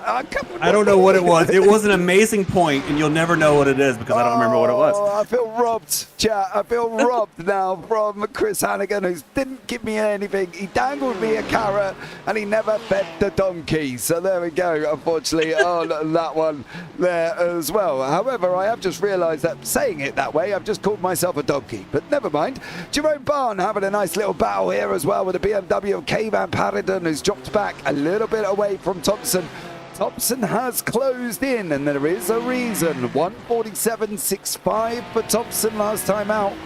148.45 for O'Connor. So O'Connor and Cook have got to sort this out. They are not doing each other favors here, especially when they're both capable of 147.9s and 147.8s respectively, of course. But Thomsen 147.65 here, Chris. He is closing, and I fear that's because these two cannot sort out who's going to be at the front. Yeah, they're not gaining. I mean, honestly, right now, they're not losing time because I think the leaders they're either fuel savings or something has happened. The last lap for DeRuyter there, it was a 49.2, which is a full second and a half off his normal race pace. I don't know if you have anything on your incident tracker there, but yeah, that was... well, this is Tatler and De Ruyter now. What happened there? Let's see. They through the chicane. He got off the track. That's what happened. He got two wheels off the track, and that traction control kicked in and said, no, I'm not giving you the power you requested. And it just slowed him down. So they did swap positions there. Well, yeah, now, of course, next lap in, they're both 47, mid 47. So whatever I said about fuel savings out the window, they're just turned off the fastest lap of the race there from DeRuyter.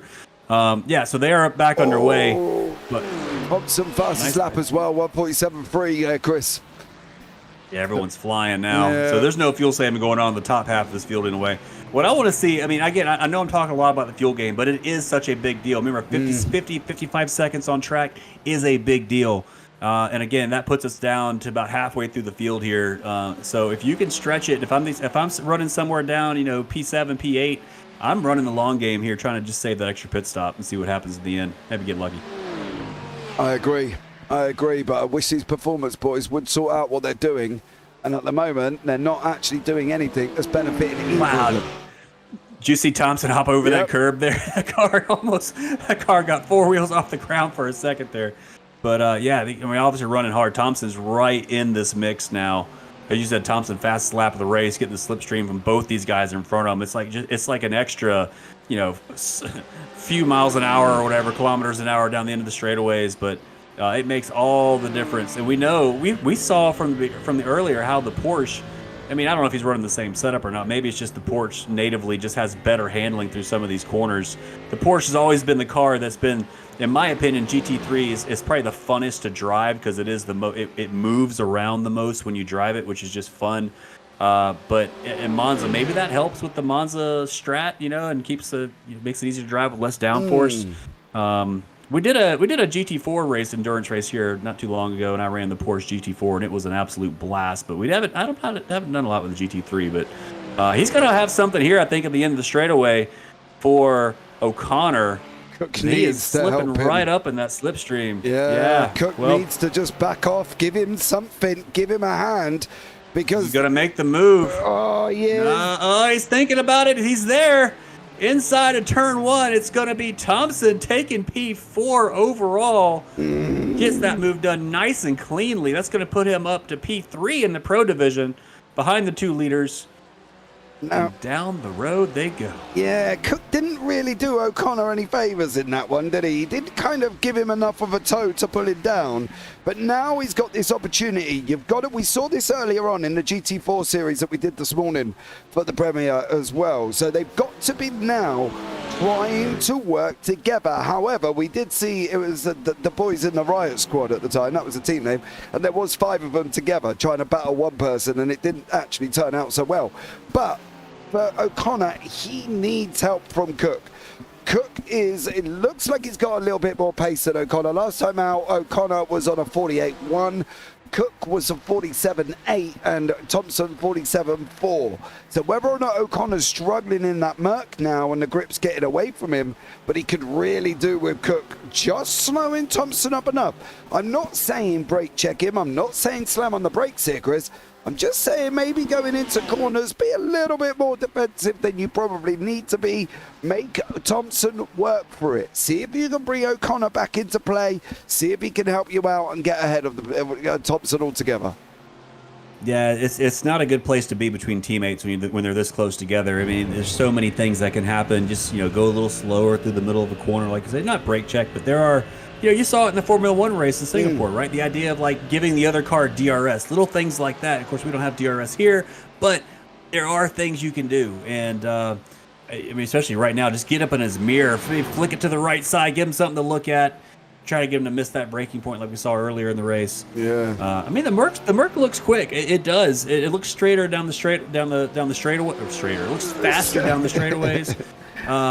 I promise you, James, I'm not drinking. You look straighter on the straights, everybody. There you go. You go faster that way. Obviously, everybody knows that. Yeah, we'll copyright that on the 24th of September at 9:05 in the UK. Chris Hannigan, if you keep the car straight, it goes faster on the straights. Just to let you all know that one. Well, it just looks like O'Connor's not got the pace coming out the chicanes. He hasn't got the pace coming out the Prima Variante. Doesn't look like he's got the burst coming out the second Variante, and he looks like if he can carry enough coming out of Lesmo 2, he might have enough going up to the Ascari. But Thompson's looking quick. Thompson's there. Thompson's there on Cook right now. He might think about something for Ascari here. He's giving him a little peek. Just give him something to look at. You're not really thinking about overtaking there. And let's see the inputs here. He's clean. Oh, it's super clean. Look at this. Super clean. Runs out wide there. Losing a little bit of time on that wide exit, but I think he's going to make a move. Yeah, O'Connor's I think it's only a matter of time here. O'Connor's too far back. I think it's only a matter of time. Yeah, I agree. Yeah. O'Connor's not there to give Cook a hand. He's not putting the pressure on Thompson. Whether or not Connor's on a little bit of a fuel save. Wiggle. I got to be careful there. Nice catch, though. Didn't really lose any time. Let's see what he's got down the front straightaway. Run. Get as close as you can. Get all those extra little KPHs you can pick up along the way. He's going to make a dive. He's close enough. Let's see. Flick it to the right side. Get there under braking. Is he there? He is there. Yep. Cook's just going to leave give him room. I'm confused. And off he goes. Right, I'm confused. And I know both of them, these drivers, Cook and O'Connor. Why did neither of them defend that inside line? Why did neither of them defend that line? They both left the door open. They've both been robbed by Thompson. He's literally come in and stole their slippers and TV. The door was left open that much for him. Cook's now got to slow down. That's going to allow O'Connor to run alongside. But why did none of them defend the line? He didn't defend it into Parabolica. He didn't defend it into the Variante either. Why, Chris? I don't get that when you're battling on track for position that you didn't defend harder. I mean, it's just not your race. I mean, look how far he is down the road already, James. These are things that, when as a driver, you have to make a decision. Okay, what is my race? What am I going to sacrifice my race for? Is it worth getting into an incident when you're someone like? Well, now my timing's just gone on squirrely again. I apologize, but yeah, I mean, if he's not your race, it's not. Just let him go. Just let it run your race. Do your thing. Let him go do what he's going to do. And just try to lick your wounds at the end and be there. But I thought with the timing I had a second ago, and I apologize, it's not working now. But yeah, I mean, if Jonathan's running the AM division, right? I'm just gonna ask the questions. I can't see. Yeah, he's running the BMW.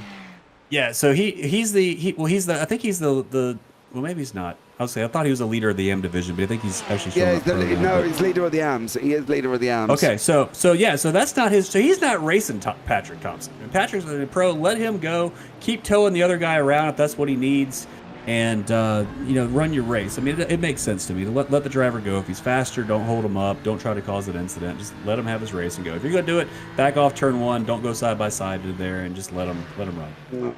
Me personally, I would have been defending. I'm sorry, I would have been defending stoutly against Thompson there as well. I want to make him use as much as I can to try and get past me. One man that we haven't actually touched on today, and that's partly because we haven't really seen him. He's gone around stealthily for an hour and 4 minutes, is Jason Haddington. Ooh, yeah, you don't want to be there, sir. Jason Haddington now is going to be battling with Tom Bingham for 11th and 12th in class. Haddington has just gone off, made a mistake there, Chris, and unfortunately he's lost a position. I think that could have been a slowdown there. Yeah, unfortunately, I got some technical issues. James, you got the cover for me for a second. I can't see the race anymore, so I don't have a comment on that one, but I got the timing still up, so why don't you carry it just for another minute here as I try to get the video back. Yep, working. Working. Right. There we go. Back at it. So, yeah, I missed that one. Didn't get to see it, but... Yeah, Addington run wide, unfortunately, and went off and went through. Bingham went through, so they're now battling away together. Tatler and De Ruyter still together, been working all the way through. Martinez still battling away with Benici. These guys have been on a bungee cord to each other here, Chris. They haven't left each other alone. No, yeah, these two have been super close. I mean, really the whole race. Yeah. I thought when Benici got by, I thought he was going to pull away for a while, but he really hasn't. Martinez has done a great job of just staying in the slipstream and just getting. I mean, if Benici is the faster car, it's a good place to be. Just get the toe, get pulled around the track, get the benefit of being close to another driver like that. By my math, James, which we know how great it is, we're about 3 laps away from a pit stop here. So I think we're going to start seeing second runs come in. We will have to have a third. At this rate, we'll have to have at least one more.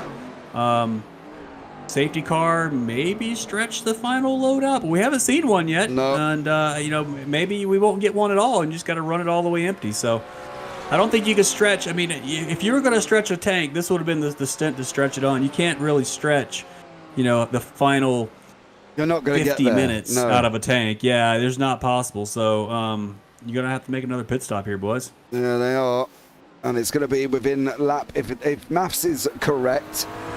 And we're just going to double the fact that they went 19. So 19:38, you know what I mean? Which is in 2 laps here, Chris. So hopefully we are right. Let's face it. Yep. Steinhoff. I agree with that math. It's good. Yeah, Steinhoff's just starting. I agree as well. Steinhoff and Hudson have started in first. They're the first of the movers and shakers that dived in for that second stop. So let's see what Tatler and De Ruyter does as we're coming on to 37.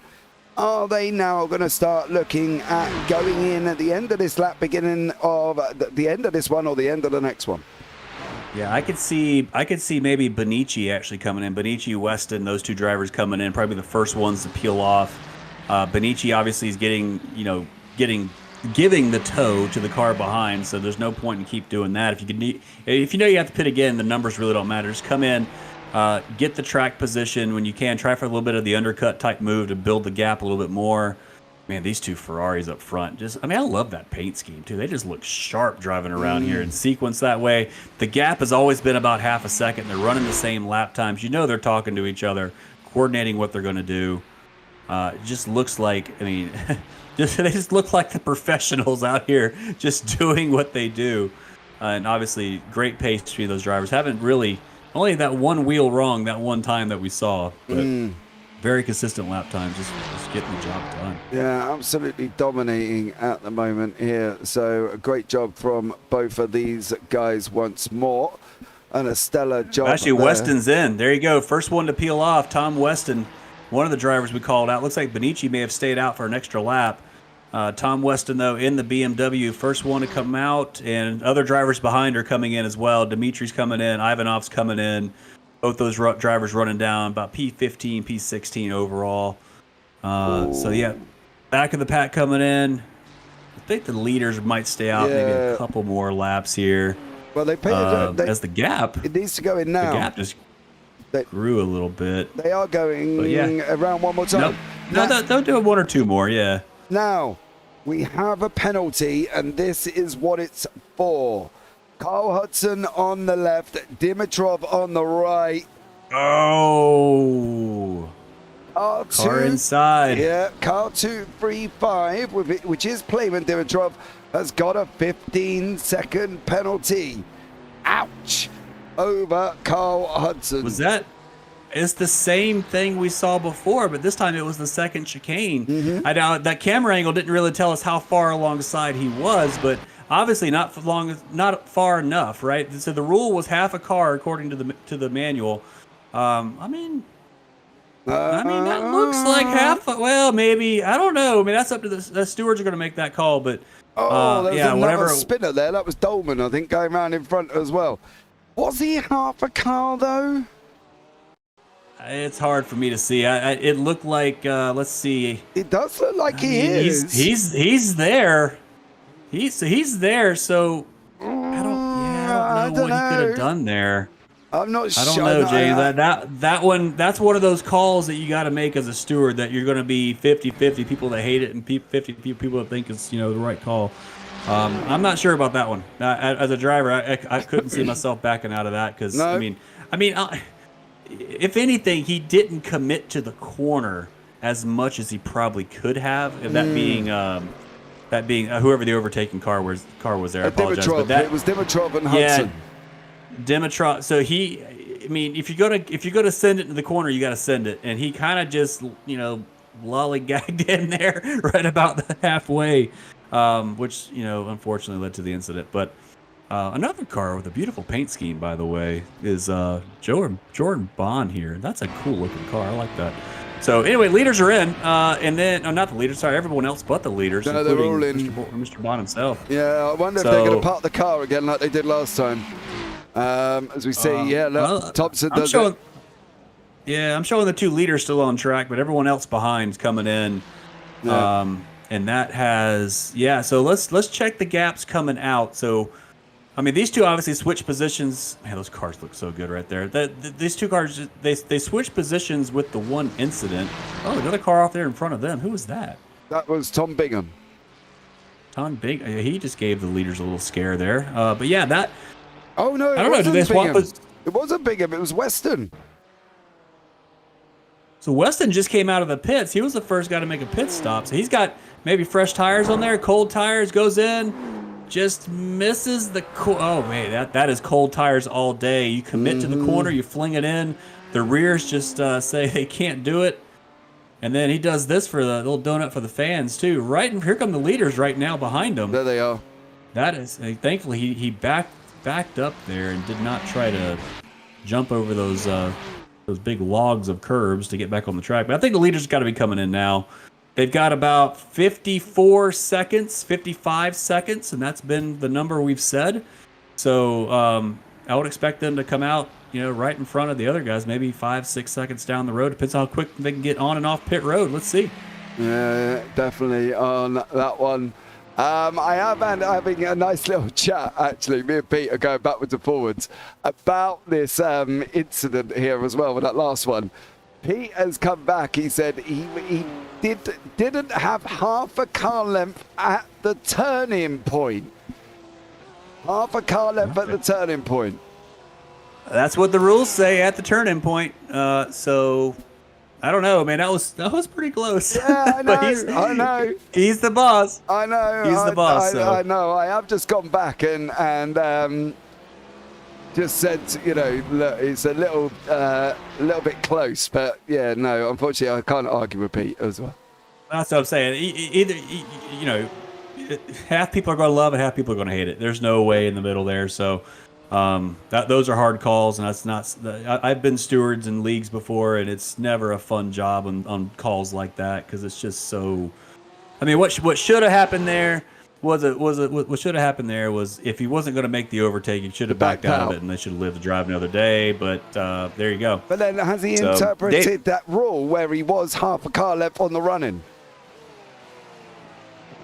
I mean, if that was his interpretation, yeah, then there you go. I mean, that's that. You got to talk about it after the race. I mean, David Heavey in the chat says it was a fair call by the stewards. Hey, like I said, if people are going to have their opinions, it's one of those ones, the coin flip either way, man. Do what you got and live on, keep on driving. So, yeah, I don't know. It was a good call by the steward, to be fair. Yeah, me and Peter still go backwards and forwards because why not, right? I can, if I can't argue with a person I've commentated with, because you have no skin in the game. I know. By the way, how'd the leaders come out here? Leaders come out a little bit of a gap between them, over a second now after the pit stop. The gap has gone down to P3. So the leaders lost about a second there on the pit stop. The gap to P3 now is about 7.3 seconds. It was up to about 8.5. So I don't know. Maybe Kay did a great job getting on and off pit road. Which, by the way, look, can we just pause for a second? Kay Von Paradin, up 11 positions to P3 with no safety cars, no yellow flags, none of that extra stuff to make it fun and fair. 11 positions up and only 7 seconds off the leaders. What a run for K right now, working up the field. And honestly, plenty of time to continue to move up. We've got, 45 minutes left in this race roundabout? Yeah. Plenty of time to get up there and scrap with the leaders here. Well, So not over by any shape. No, leaders are coming into the back end of the AMs as well. So the likes of Matthew Tatler's going to be a little bit careful there, because Steinhoff's in front of him and so is Jason Hannington. So they're going to be coming into the back of the leaders, back of the back of the pack. So, yeah, it's going to be interesting here as well. Now, the two people that have not done themselves favours is Ryan O'Connor and still John Cook, because now they have dropped into the clutches of Jerome Baum. They've got to sort this out. Whatever these Performance Link boys are doing, don't do this. It clearly is not working for you. I'm not sure what your strategy is. I'm not sure what your game plan is, but whatever it is, it ain't working.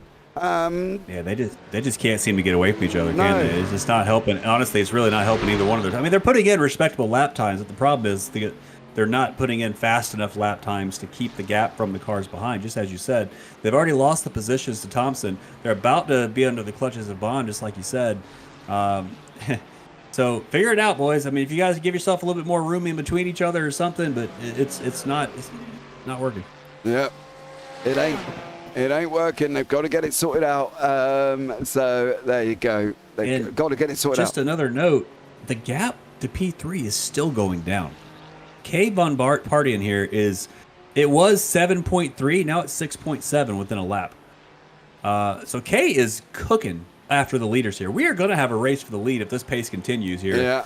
And I would offer to do some math to tell you what lap we're going to have it on. But Go on then, mate. Up you go. Yeah. AWS is not going to be my favorite for this. So, but no, I mean, I think K is going to run down. It's going to be close. Yeah. The lap times are going to be there, so we'll keep an eye. I'll keep an eye on that. We'll see. Yeah. So I finished arguing with Pete in the steward's booth now in race control. Basically, he's just come back and he said, "Look, James, you call it as you see it," which we generally will do, but it will be assessed but the same every time by the race control. So the race control are going to be consistent. There isn't going to be any, oh, well, you called that for this one and you called that for that one and you didn't do that for this one, but you did it for that one. Pete has basically said it will be the same across the board. So if you're sticking your nose in, make sure that half car works. Thomsen got a lot better run there than K did, unfortunately for K. K is now under pressure from Thomsen. As you say, that gap up in front is a little bit extending at the moment here as well. Tom Bingham and Carl Hudson are side by side going into the Ascari, nearly there as well. Bingham backs out, but at least they're going to be consistent in race control, Chris, at the end of the day.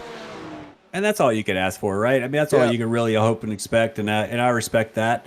I tell you what else I respect, though, is the defense from Carl Hudson here, because he is throwing those blocks. We saw he doesn't yield to anybody that has, maybe half the car length on the inside.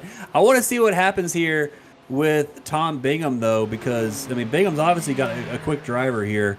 He's going to have a run going into turn one. He looks super close enough. Will Hudson yield, or will Hudson keep that Porsche right on the inside? Here we go, side by side, turn one. It's going to be Hudson versus Bingham. Bingham's there. Is Hudson going to yield? He is trying to switch back behind. Wow. Bingham runs really wide on exit there. I think expecting Hudson to still be there. He gave him an insurmountable amount of room there. Yeah, probably a little too much, and that's going to leave Hudson right on the rear bumper. You can see him there on the rear camera on the dash.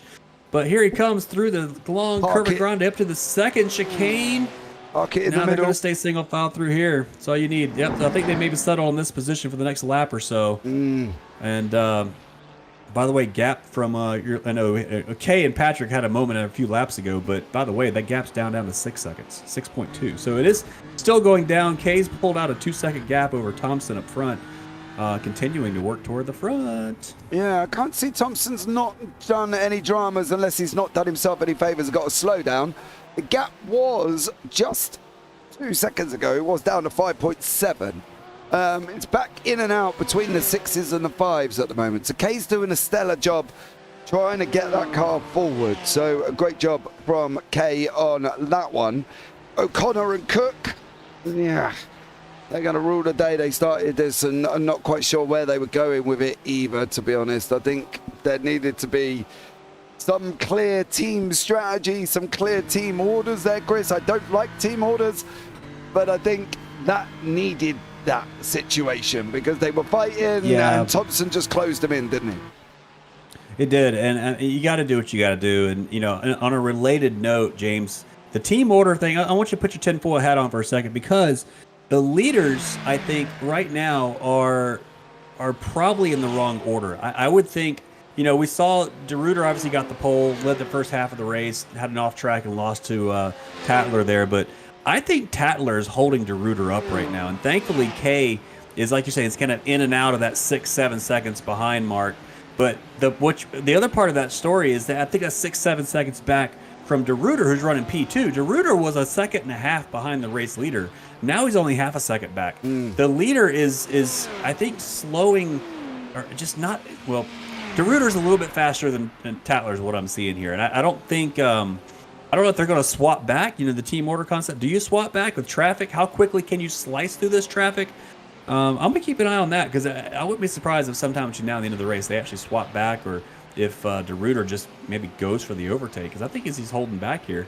Are we, though, when we're breaking into this last 40-minute mark here, though, buddy, are we going to start... Okay, so let me go put it this way. Team orders in the last 40 minutes. That don't seem right to me. You know, I think to swap over... is he going to give it back to him? Is De Ruyter going to give it back? Or is he going to pull a Verstappen at Interlagos and hang Perez out to dry? Is De Ruyter going to do the same thing? No, I don't think you give it back for the sake of giving it back. I think the only reason you give it back is if Kay and Patrik run you down. If the gap from the third place gap starts to shrink, you start to get a little bit of pressure from behind. DeRuyter's not going to want to deal with that, right? He's going to want to get past the leader, start to build the gap, and let Tatler deal with Kay and Patrik running them down in P3 and P4. But yeah, you're right. Unless that happens, I don't think they're going to swap. I think they're going to run what they got, and they're going to keep doing what they're doing. But and they'll probably start racing. I mean, I'm sure right now, that's great down that short straight. There's no reason why DeRuyter could not have run up the rear bumper and gone for the overtake right there. Yeah. But they're teammates. They're not going to do that. With 5 minutes to go, is that still going to be the case? I don't know. I mean, I think, you know, DeRuyter's got a really strong shot of an overtake here when he chooses to do it. Yep, I agree. It's got to be done in the right way. Now, we do believe there's going to be another pit stop, partly because everybody's pitted on, well, the leader's pitted on lap 39. So 19 on to 39 gives me 57. So in about 12 laps time, 12 laps at about 108 seconds per lap. 12 times 108 gives me lots. 1,260, I believe. So that in seconds. And what's 1,260 divided by 60 to give me the minutes? Hold on, my calculator's coming out now, Chris, because I can't quite do it that way.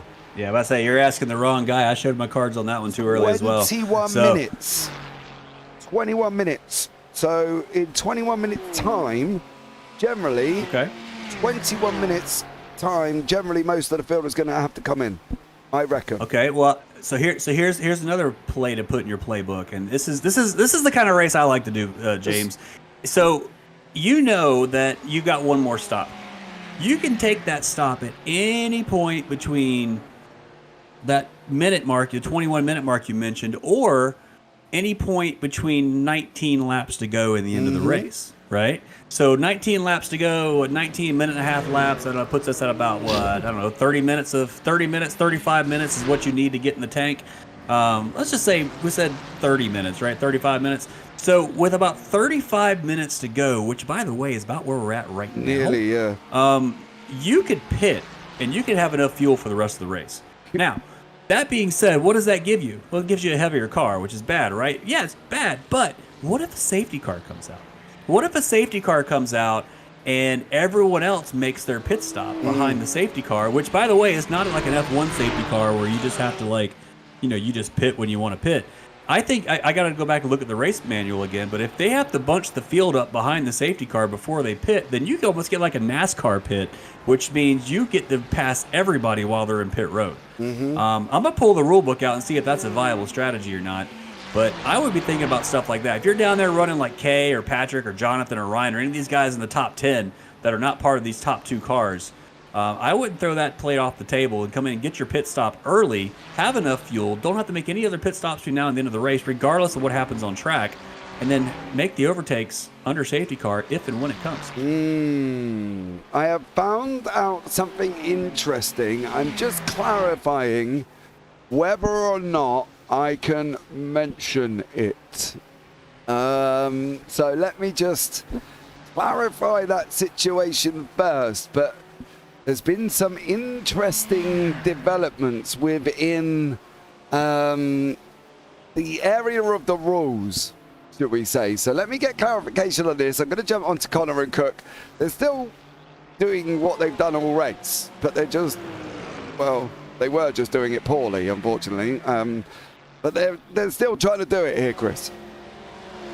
Yeah, they're still going. They're still. I mean, they're running like the leaders are, but unfortunately, they're just not. They're not as quick as the single cars around them. To be fair, though, Bond behind hasn't really run them down. They've kind of settled into a nice routine here. I did look up the rules, and apparently, when the safety car comes out, the pits do stay open unless otherwise instructed by race control. So they may or may not close the pits. So yeah, I mean, I don't know. There's the undercut strat may work. I'd roll the dice and do it just to see what happens. I'm crazy like that. But if they close the pits, then absolutely you're going to gain a ton of time when everybody gets stuck on the safety car. So I don't know. What are you cooking up over there, James? What'd you find out? Well, I have found out that somebody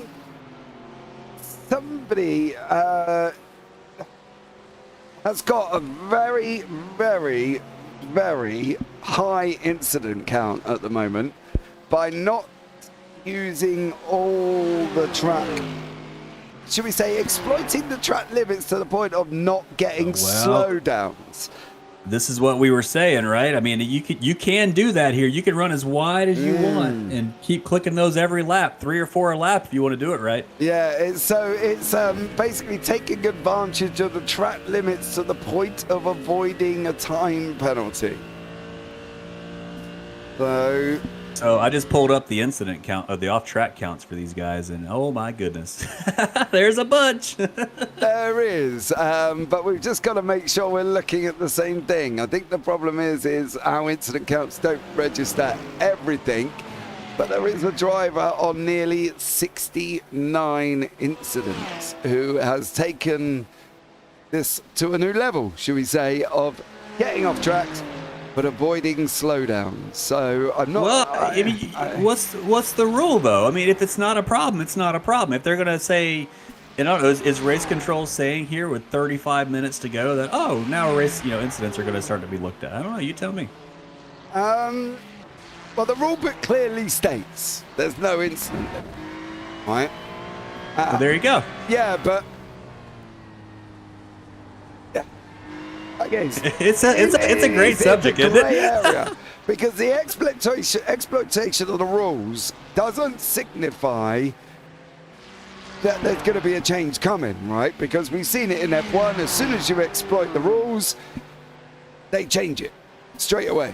So whether or not these rules are going to claim and going to come and change due to the no incident limit, but you can't exploit them as much as getting nearly 70 incident points.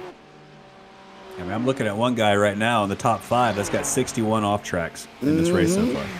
And that is out of 47 laps. That's 1.5 incidents per lap, right? So there's somewhere on the track they're running off every single lap.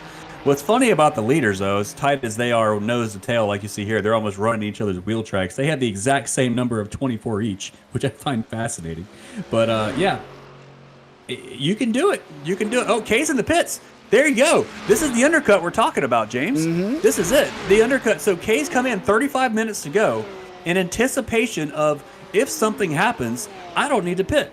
So there you go. That I love to see that play. To me, that is the pro play. You are ready, and you are just go out there. Now, hopefully they come out in traffic. Hopefully it means let me rephrase. Hopefully they don't come out in traffic and it's not an issue. Needs to get on their so way. We'll see. Needs to get on their way, though, because if they're going to not come out in traffic, they want to get out in front of the 21st placed position, which is Marco Dolman. So for K. Van Paradon is not actually going anything. Joshua Martinez is going to come down the order. You need a go, go, go. Martinez has made it through. Yep. Bonucci has made it through. Carnes has made it through.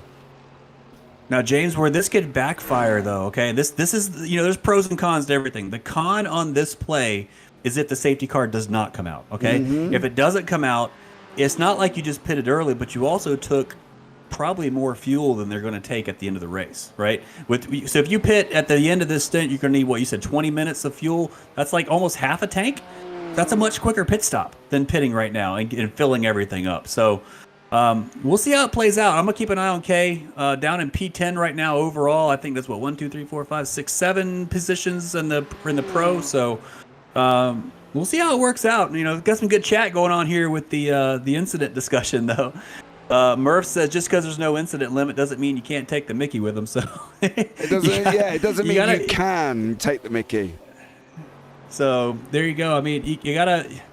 To me, rules are rules. If you say at the beginning of the race you can go off track and there's no penalty, you know what I'm gonna do every lap? I'm gonna go off track every single lap because you said it's okay. And if you change that, then change it for the next race. That's fair. But that's why I've always been a fan of when you have these long races. Put that total incident count in the iRacing game, just to if you break 70 or something, which is some ridiculous number, right? But there's drivers close to race, that, mate. There's drivers. Well, that's what I'm saying. But they shouldn't be, right? So that's the problem. If you had that incident count, you wouldn't have drivers that high. There's no way. You can still take it when you need to. You're in a battle, run wide. You can take the occasional one every so often, but you're not going to do it every single lap, because to me that's a little cheeky, Yeah, I think that's what we discussed after with the admins, I think, as well, and whether or not they're going to bring out they're battling again. Here we go. I know, and they're not doing themselves any favors.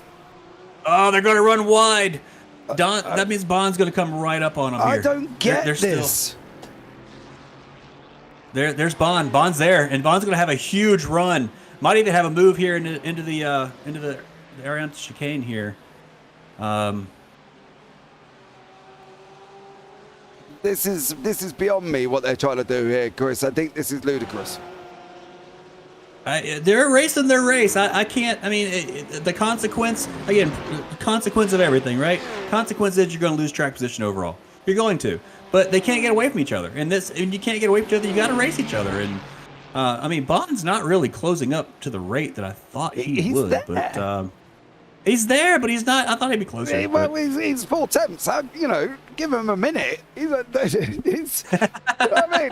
not in a transformer with nitrous oxide in the back of that Ferrari, dear sir. But he is there.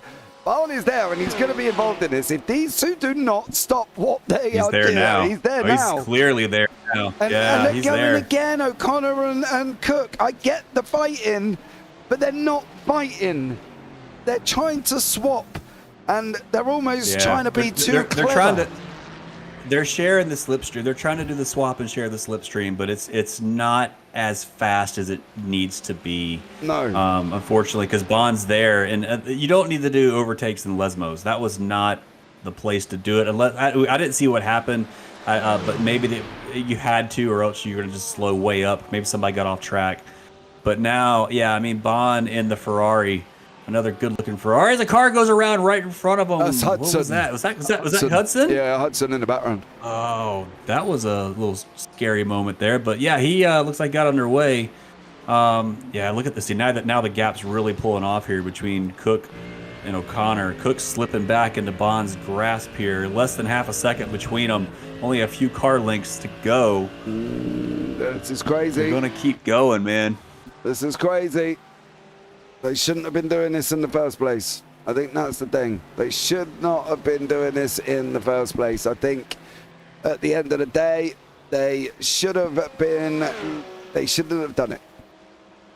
If they're going to work as a team, they could have Tatler and De Ruyter it.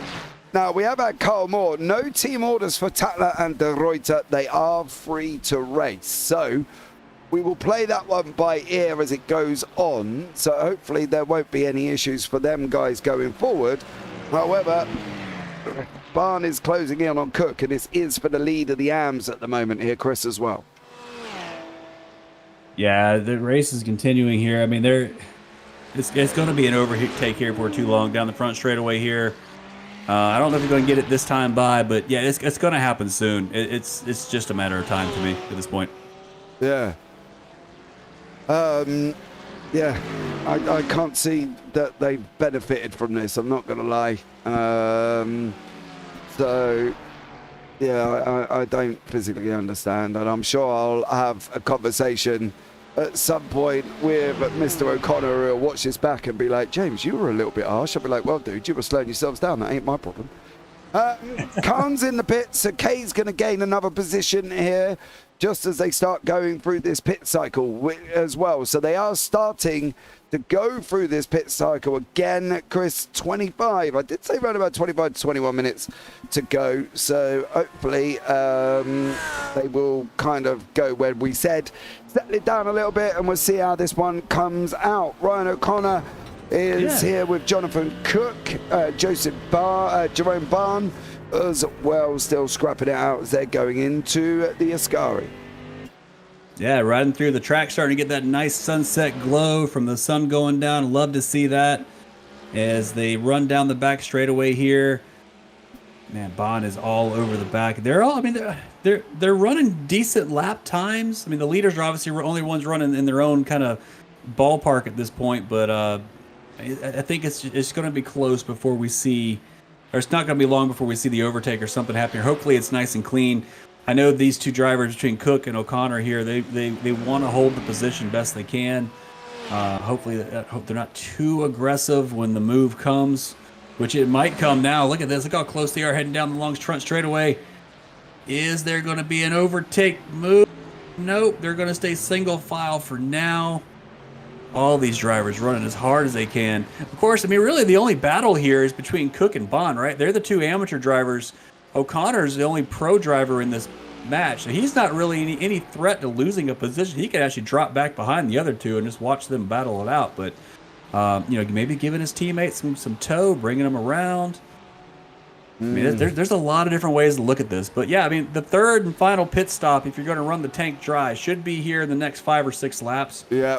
So about that, I think, as well, to be honest, Chris, I think it's going to be a couple of minutes. What did we say? We said 19, 38, 48, 57. Yeah, so we're about 3 or 4 away. Owen Coleman. If you're Bond, I'd come into the pits right now. I mean, these two guys are probably going to start holding you up a little bit because they're doing their thing. Come in, get your fuel, try the undercut, try to get out in front of them. Yeah, Owen Coleman. Unfortunately, I ran out of talent early on. Yeah, you did, unfortunately. That's a shame. I was quite looking forward to seeing what you were able to do. Sean Benici still battling away with Justin Davies. Joseph Khan's in the background. They're going to go side by side. Davies is going to relinquish that position. Benici is going to go through. I love them flames out the back of that McLaren. Look at them. It's like marshmallows out the window of the Porsche, isn't it? It's like... yeah, I love toasted marshmallows too, James. It's good stuff, man. It's good stuff. Yeah, a little bit of toasty marshmallows. So there we go. Yeah, I think that would be cool. Ryan O'Connor, you have Johnny Cook nearly lost the position to Jerome Barn there. So yeah, they're still doing what they've been doing. So tough one. Yeah, of course you're getting down in the last 20 minutes of this race.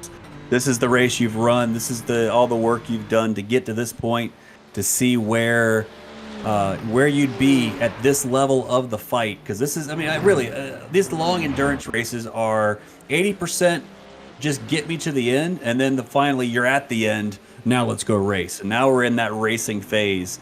The cars are going to be what they are. The track is probably cooling off right now as the sun gets low, which means it gets a little bit grippier. On these tire models at iRacing, the cooler tracks generally have more grip. So some of these setups, maybe, depending on how they tuned them, they could be either dialing in or getting worse, perhaps. But we'll see. We'll see.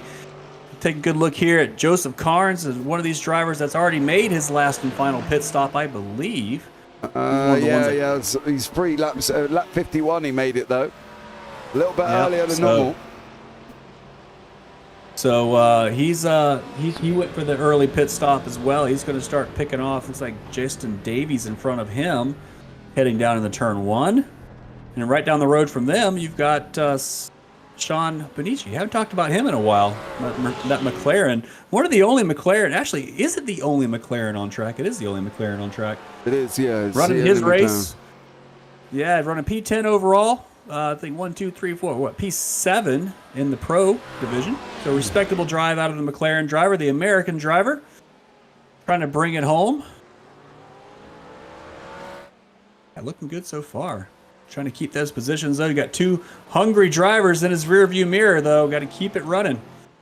Keep it lying down. Sean Benici, the only McLaren. So last 20 minutes here, Chris. Pit stop's going to be very, very shortly. Yeah, very shortly coming up. Got to chat what happened to Hudson. Hudson was running a respectable race, top 10. Had an incident in the second chicane where he went off the track, spun the car around, had to get it righted, lost a lot of time in between. Unfortunately, just wasn't able to keep the track position, and now he's running P20 overall. Yes. Last car really, what do you call it? Car that's classified on track right now. That's actually running laps. I say that now. Marco comes out of the pits, and Marco's now the last car on track. So yeah, running down there trying to catch up get some final, pick off the final ones left. So we'll see. Tom Weston's in the pits for his final pit stop as well. So Carnes is going to gain, and Benici is going to gain as well. We think Benici's still got to go in. No, Justin Davies has got to go in, as Carnes has just cleared Davies there as well. So Davies is the one that's got to look like he's got to take his third, and then everybody from Joshua Martinez. Basically from lead to there have all got to take it now as well. Patrik Thomsen has just gone in. That's allowed John O'Cook and Ryan O'Connor to go past. Now, unless these guys are going to pull out a masterstroke, Chris. Let's see where Thomsen comes out relative to Kay. Remember, those two were nose to tail when Kay went into the pits about 10 laps ago. That's the race for P3 overall after the pit stop. So does Thomsen come out ahead of Kay, or is Kay able to make the undercut work? Let's see, Thompson's coming out of the pits now. He's on the straight. Where is Kay? Kay's nowhere near him. My goodness. So there's the difference in the fuel time we're talking about. Remember I was talking about the fuel time. If the safety car doesn't work out, that's the gap. Wow, so that did not work out in Kay's favor, who's now behind Joshua Martinez, who's yet to pit. But it will put Kay back up to P4 once all the pit stops cycle through. So yeah, the early pit was not the play. The safety car never came, and there's the rub. I mean, that's it. It's just did not quite work out. Slower overall, heavier fuel load, longer time. All those things are a factor. And Kay's now got some work to do to run down Patrik Thomsen, who's about 15 seconds down the road. Hold on, Ivanov has just gone round it. Oh, got a lot of a curb there, but I don't think that was. Just stops. Got to ask to tow. Maybe dinner's ready. Time to go. Got to ask to tow. Got to ask. He requested a tow. I didn't see anything with the car there. I wonder if, remember, iRacing doesn't simulate mechanical failures, doesn't have your motor blowing or your hydraulic leaks and all these things. As you watch Bond go ahead and dive into the pits ahead of Cook and O'Connor in front of him. But, the real world happens, right? I don't know, maybe the dog got out, maybe whatever happened, who knows, right?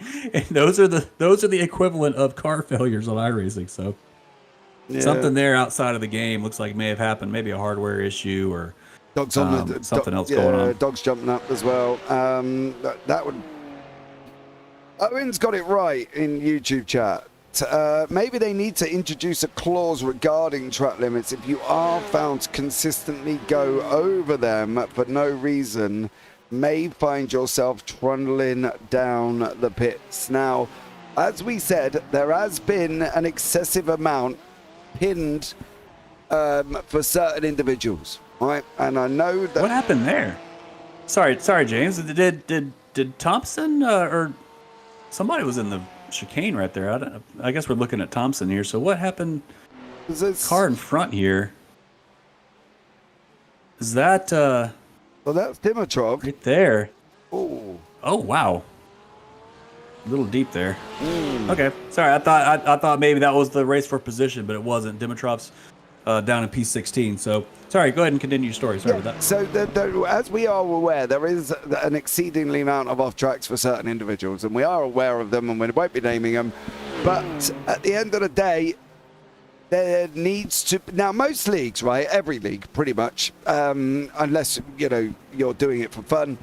It's normally 17x you get a drive through, every 5, maybe every 10 you get another one after, and you'll continue. Maybe you also end up DQ'd at 25, depending on how serious the league is, right, Chris? And I think that's the thing. Now, that's what I do for the leagues that JPB run. What's yours for the league that you do?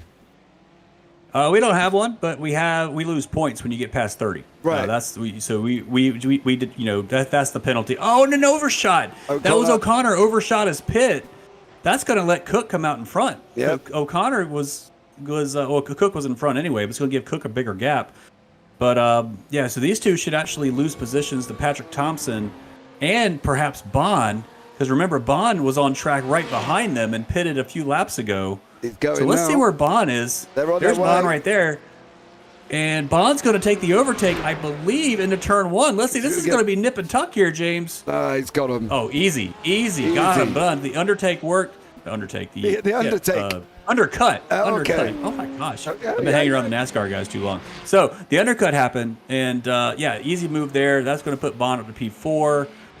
Big loser in this all sequence was K, by the way, with the early pit stop. That's why you don't listen to what I say.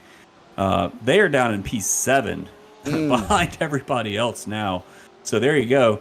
But yeah, I mean, for the incident thing, it's, the other issue with this, James, to be fair, is race control. The iRacing APIs aren't great at telling you what the incident is, right? It just says incident. And it's not, some of them will tell you off track versus car contacts and all that stuff. So again, pros and cons. Either you got to come up with a system. But you got to have an objective in mind. Like, what's the goal? If the goal is to promote clean racing, where you have to stay on track, then yeah, put a total incident limit on some outrageous number. Now you mentioned 17, I mentioned 30. Put 70 on there. Some huge number that it requires. 70 is 30 was what 20. There's the math coming out again, James. It's 30, what? 70 divided by 5. 20. It's 20. It's 20 car crashes with other cars. It's huge. It's a big number. But that's not even right either, is it? No, it's. What are you doing? What's 70 divided by 5, James? Tell me. I don't know. 17. Give or take. 14. It's 14. There you go. It's 14. No, it's not. No, 17. 17, 35. 17. Give or take. Oh my! This has been a long weekend. The point is, it's a lot, right? It's a lot of crashes, and you're never going to hit that number. You're not. But if you go off track every lap, you will. So that high number will force drivers to maybe run 60 of them, sure, but then you have to stop, right? So that's one way of doing it. The overall limit, putting it down like a 30 or 40 is tough, because if you do have a few incidents with other cars, those 4Xs really add up over time. So it's a balance. You got to find what works best for the league. You got to think about what are you trying to protect. Generally, and like the 24-hour iRacing races that they do, typically you'll get like 50 or something, and then you get a drive-through. Oh, there's a big run there. That's going to be Bond taking a lap back marker there. But you get like a big number, and then you get like every 20 more you have like a drive-through or something. And I remember when we do our 24-hour races like Le Mans, Nürburgring, and all these things, that you tend to use that number as like a guide. Like that's an off track right there. That was off track all day. But it's, again, if it doesn't matter, it doesn't matter. And so you try to just use that as a guide of like, okay, how far, how have I done? Am I within am I where I should be? Am I used up too many? And you will adjust your driving style to avoid getting when you get close, you will stop going off track, I promise you, because you don't want that drive through, or you don't want that 30-second stop and go, or whatever it's set to. So all that's configurable, but I don't agree. I mean, I don't agree with the hindsight of criticizing the drivers. I mean, if they were told no incident limit, then I'd be out there doing the exact same thing. But I mean, make an adjustment for next race, sure, no problem. But you can't penalize these guys for doing it now. No, I think that's the thing. They're not going to do anything about it now, right? Because we're 10 minutes away from the end and we're on lap 60. They can't. Physically cannot do anything about it. It will be an admin's choice of what they're going to do next time. Let's just say the leading incident pointer is double the next person. So they've taken a lot. So whether or not they're going to even look at it, I don't know. But look, let's just, for now, let's just say they've made the use of the situation and the rules that have been presented in front of them. That covers it, right? Yeah, you do what you can with the rules you're given. Nice overtake here from Davies on Moeller for P11 on track. Nice move into the area on chicane there. But yeah, you're right. It's you do the best you can. If you want to make an adjustment. This is a bad track for off tracks. This track, Spa, Coda, all these type of F1 tracks with all the paved runoff that the flat curbs. It's just so easy to push the car beyond them. Put them on a track like I don't know, Lime Rock or something though. And then they're coming out together. They're coming out together. Oh, here we go. Let's give a massive overspeed on De Ruyter. Coming down into the first chicane now. They both come out. It is Tatler. Tatler's taken it over De Ruyter. De Ruyter left his pit stop a little bit later and now did not manage it. Tatler got him on the exit. So Tatler is back into P1 with De Ruyter half a second back with 9 minutes to go. Yeah, they're right where they were right before they started that sequence. I didn't even catch they went in separately. I thought they went in together, but you're right. They came out separately trying to spice it up a little bit, and it didn't make any difference whatsoever. The gap is exactly the same. You're right. We got about 10 minutes to go here. If De Ruyter's going to make a move, he's got to do it soon. He's running out of time. I think he's faster. I just don't think, this is a lot like NASCAR racing on the oval, James. If you make the move too early, they'll get you back. So if you're going to do it, maybe make it on the last lap. You take the white flag. That's when you make your move and hope they don't get you by the time they come back around. So we'll see. Just keep an eye on this. This is going to get spicy. Yeah, it is. It will do as well. 8.5 minutes to go. So, yeah. It's I can't believe how far K is behind after that early pit stop. We must have missed an incident or something. No, but it shouldn't have been that much. I mean, I feel bad for K because I like the play. I don't think it was the strategy. I think there was an incident on track. And speaking of incident on track, what we got here? Tom Weston. Tom Weston in this BMW just carries too much speed and does a little drift for the fans. Doesn't hit anything. That was But yeah, that was interesting. Okay. Too much speed. Maybe got a wheel off in the grass. I didn't see him do it, but that was odd. He didn't. He just literally the back end. But De Ruyter and Tatler are fine out. They've just come through the Variante, the Prima Variante, of course, before we go on to the second one here. Tatler, De Ruyter still half a second back. Cook and O'Connor still where they are. Hudson starting to close in on Steinhoff a little bit there as well. So we'll see how that one goes out. Let's check in with the Performance Link boys. They're still fine out, and it's still O'Connor out in front. Carl Hudson here battling away with Ryan Steinhoff. Of course, both of these drivers have been involved in their own incidents and with others. Of course, Shipley and Steinhoff coming together on lap 24. Then you've obviously had Steinhoff doing it on his own, and then Hudson doing it on his own. Hudson's on the defense here. Hudson squeezing him a little bit there. Put him against the white line. Can he do it? Is he going to run it in deep? Two Porsches going side by side. Take it out. He's going to get him. Giving it up. A little bit of contact. Oh, he tried to hit him back. Did he try to hit him back, or did he just get loose on the gravel there? That was a little sus. We'll keep an eye on that and see how it plays out. But yeah, Carl lost the position there. Was it sus, or did he just get a wiggle on? We'll watch it. I don't know if yeah, let's see it from here. This is a great angle. They're going to go side by side down the front straightaway. He may have gotten his right sides on the curve and kind of got the car upset, but I mean, he definitely cleared him through the first one, but then you see him squeezing him there. Sent it. Yeah, he squeezed him a little bit for sure, but then Steinhoff just sent it in the second chicane. I mean, fairly so. Nothing wrong on Steinhoff's move there. So turn it in here. It's a late apex turn all the way in. See, he goes back in. There's the contact. No, he wiggled. Oh, you got the wiggles. Yeah, okay, I take it back. It wasn't. It looked in the moment. It looked. Yeah, no, but he got the wiggles. Yeah. Oh, look at the battle. Their leaders are finally going after it here. Curve of ground. You got DeRuyter going to try to send it on the left side all the way around Longway, down into the second chicane. He's there. How racy will they be? Nope. Nice and clean. Nice and like gentlemen, man. Look at this. So now can Tatler bring it back? I wouldn't have been. Well, You've still got 5 minutes here. You still got a few laps to let this play out. Hopefully he didn't make the move too early. Let's see if Rattler can respond. Rattler or Tatler? Tatler. Who is this Rattler person you're talking of here? Yes. How many times have I said that? I just realized I caught myself saying it. Hopefully I haven't said it all stream. But the Tatler, I'm going to call him that. He is running down his partner, DeRuyter. You got me doing the giggles now. I can't do this. Chris is moving back in a minute, guys. He's just lost what he's got on here. Yeah. What year is it? What's going on? I don't know. Tatler and DeRuyter still fighting out up front there, Chris. Let's put you back on track. You're almost like a Sky Electric car that's fallen off the rails. Come on, you're going to fire me after today. I see it coming already. So here we go. Into the Parabolica. They go nose to tail. Probably about 3 laps to go, I'm guessing. So let's see. We're going to get a run. Can Tatler run down his teammate?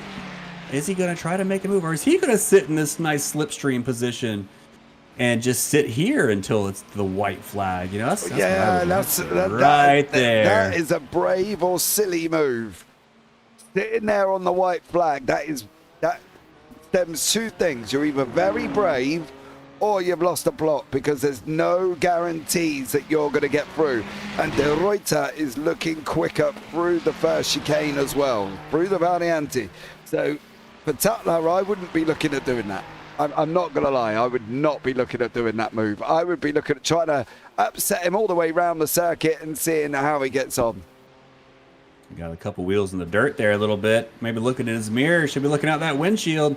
But the grass physics changed here a few weeks ago as well, right? Yeah. So back in the day, that would have the grass used to really upset the cars especially under braking. But now there's a lot of jokes going around about the grass has more grip under braking than the actual pavement does. But he's right there now.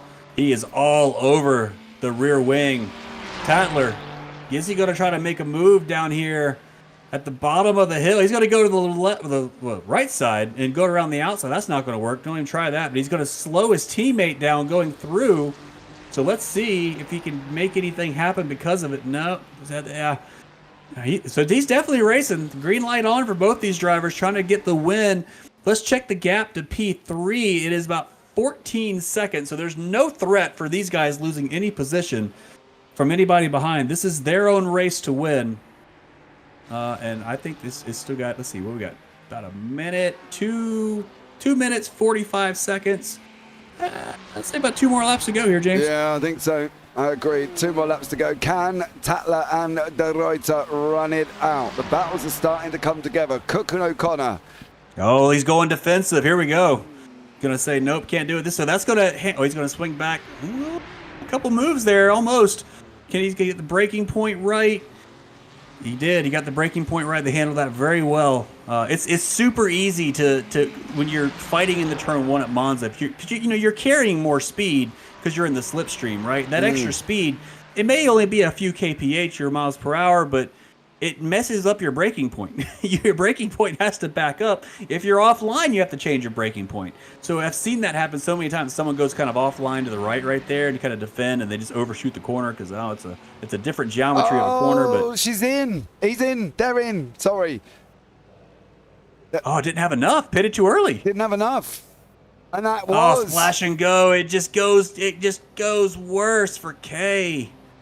Hate to see it. Pitted one lap too early. Maybe, and that they weren't listening to the broadcast there as well, because that was all on you, young sir. You did say that you'd love to see the early move there. I mean, okay, I'll take that, but if suck it up, Buttercup. You could stretch 2 laps of fuel out of the car. Just to be fair, I'll just say that. But if you needed, anyway, so moving on, down the leaders here are still nose to tail, and I think this should be the white flag here, James. There it is, final lap of the race here for these guys. They are coming around the Curva Parabolica, or Michele Alboreto Curva Parabolica here as well, and now De Ruyter's on the defense. Where is Tatler? He's too far back. Not too far back. De Ruyter 147, 155 here as well. Tatler a little bit too far back to be making a difference here, Chris. And I think, to be honest, this is going to be nothing more than De Ruyter's victory. I think he's looked too strong over the rest of the lap, and I don't believe Tatler's going to be able to get through. I said it earlier. I think De Ruyter is the faster of the two. Yep. He's in the right position. Yep. He's got maybe getting a little bit of a tow. There's a lap car up ahead, maybe getting a little bit of a tow down there, just help keep out. But yeah, I mean, Tatler's just too far back. De Ruyter just set the fastest lap of the race, last lap, by the way. Just go ahead and put on the afterburner and go. But yeah, at this point, I think it's going to be, I don't know. I mean, as soon as I say that now, look how close Tatler is. Tatler's there. That's close enough to if De Ruyter has a bad exit on any one of these corners, Tatler's ready to pounce. That's a good exit. So, but I mean, he's there. He is there. He's got the slipstream. Can he make a move? Is De Ruyter going to go defensive here? No, he's going to stay. He's not even bothered by it. Look at him. I'm just going to run my line. You do you. Let's see. We got one straightaway left to do it. Through the long Ascari chicane down. Not gonna, Chris. He's not gonna. I don't think he's gonna be close. It's too far back. Unless he absolutely sends it. He's gotta send it now. If you're gonna do it, you gotta do it now. You're too far. It is gonna be De Ruyter. De Ruyter, I think, is gonna come over the line unless something dramatic happens over the next few seconds. It doesn't, and it is gonna be Thomas De Ruyter taking that victory here with Tatler in second place. Patrik Thomsen is going to come over the line in third there. Jerome Barn doing a great job winning the AMS. So that's a stellar job for Jerome Barn. They're ahead of Cook and ahead of Joseph Kahn. So well done to Jerome Barn there. But De Ruyter wrapping it up there, Chris, and doing a great job. Yeah, great run for Bond there. Move up 4 positions, gets the wins for the AMS.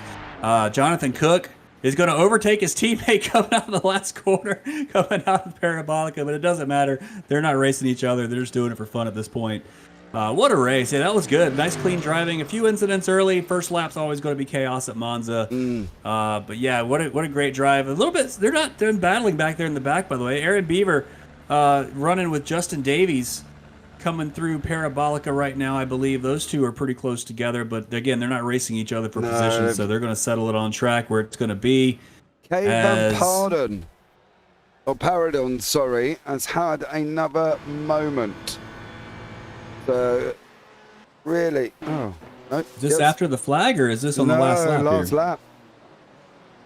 Going into turn 1, just completely says, I'm not going to take that corner. I'm just going to go right through the signs. And you know what? I'm just going to keep driving. Yeah. If you don't like it, do me. I was going to pull a Max Verstappen quote, but I wasn't going to say it. So if we keep going, that's it. That's good. What a great race. Thanks for having me on this race, James. This is fun. Yeah, Tom Weston will be the last man over the line who's classified here as well. So Tom in 10th place.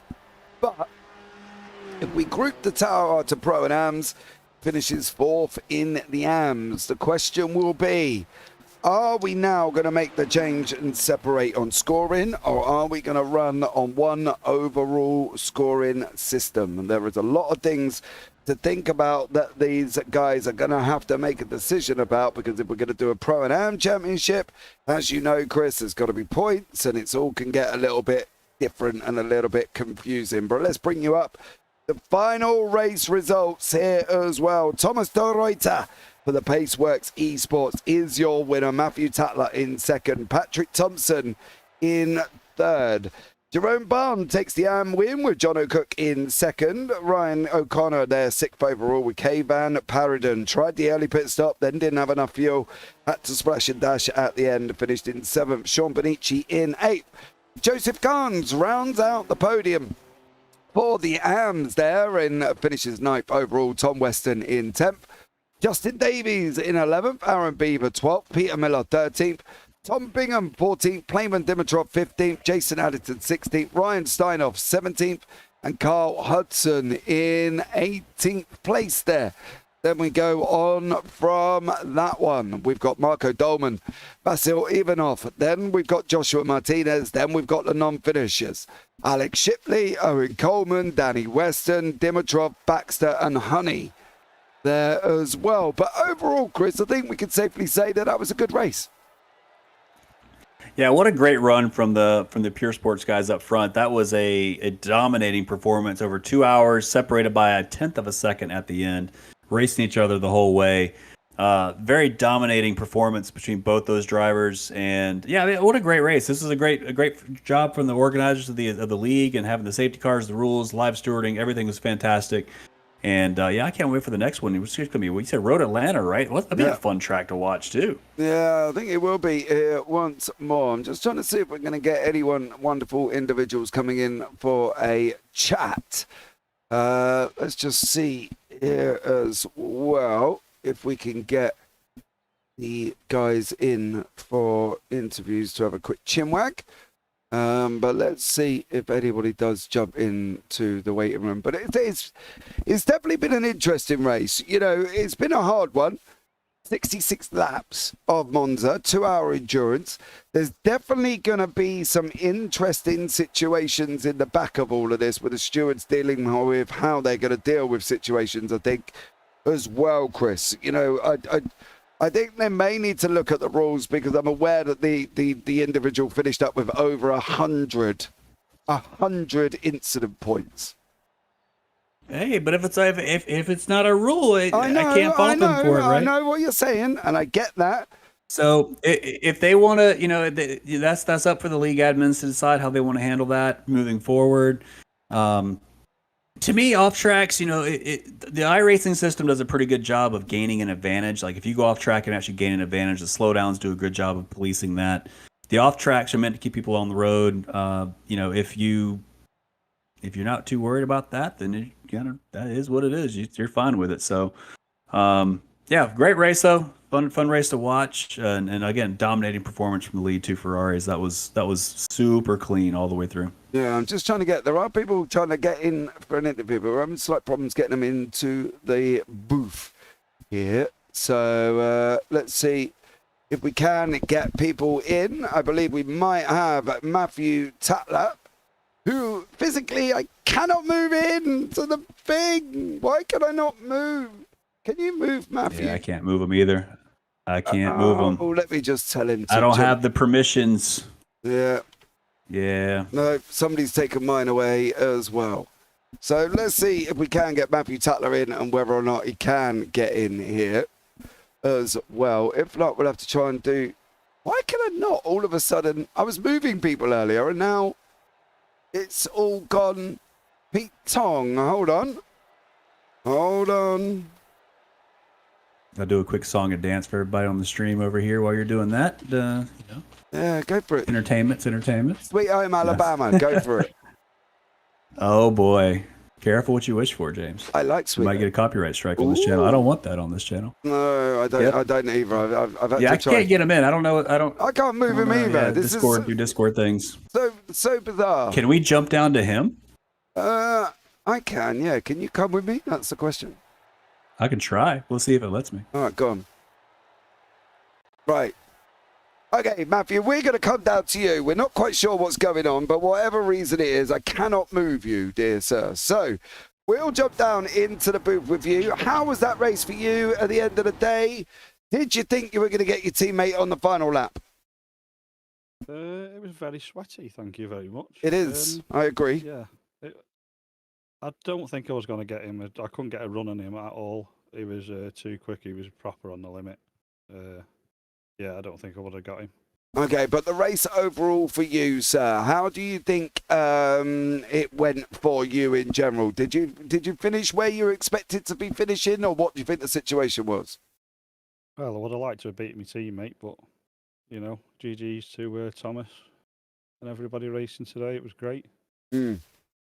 It definitely was. Matthew, you sound so calm after just running 2 hours of nose to tail with your teammate at Monza. You just sound so chill and so calm. You've got to be. Is it a relief to have that race over with? After, I mean, you're so close the entire time, but obviously, you know, you had the middle stint there when Thomas ran wide. I think through the chicane in the first chicane. But I mean, what's the emotion right now? Just happy for the P2, or are you really wanting to go for the win there? Yeah, happy for the results for Paceworks. You know, you can't could have tried harder for that, but there was no point in fighting your teammate and potentially ruining both of your races. It's, you know, if you made a mistake, then yes, I would have gone for it, but I'm not going to fight like tooth and nail with my teammate, and I am the most stressed person in the world. Don't let this facade. I will say one thing. It was a good day for Paceworks, partly because Jerome Barn won the AMS. So yeah, you know, you've had a good day, right? I won the AM, I think. I think I won the AM. You're in the pro. I've got you as a pro. My thing says AM. It doesn't matter either way. Oh, I was going to say, Matthew, if you are an AM, I think they may move you anyway.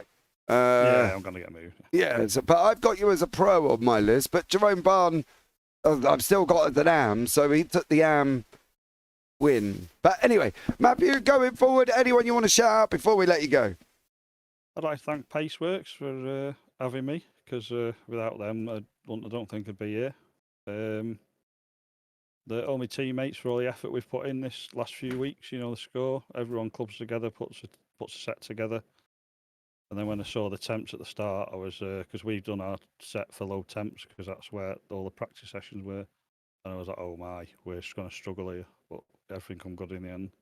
Yeah, definitely did there as well. Well, Matthew, thank you so much for joining us here, dear sir. And we look forward to seeing you as the season goes on. But for now, have a good one.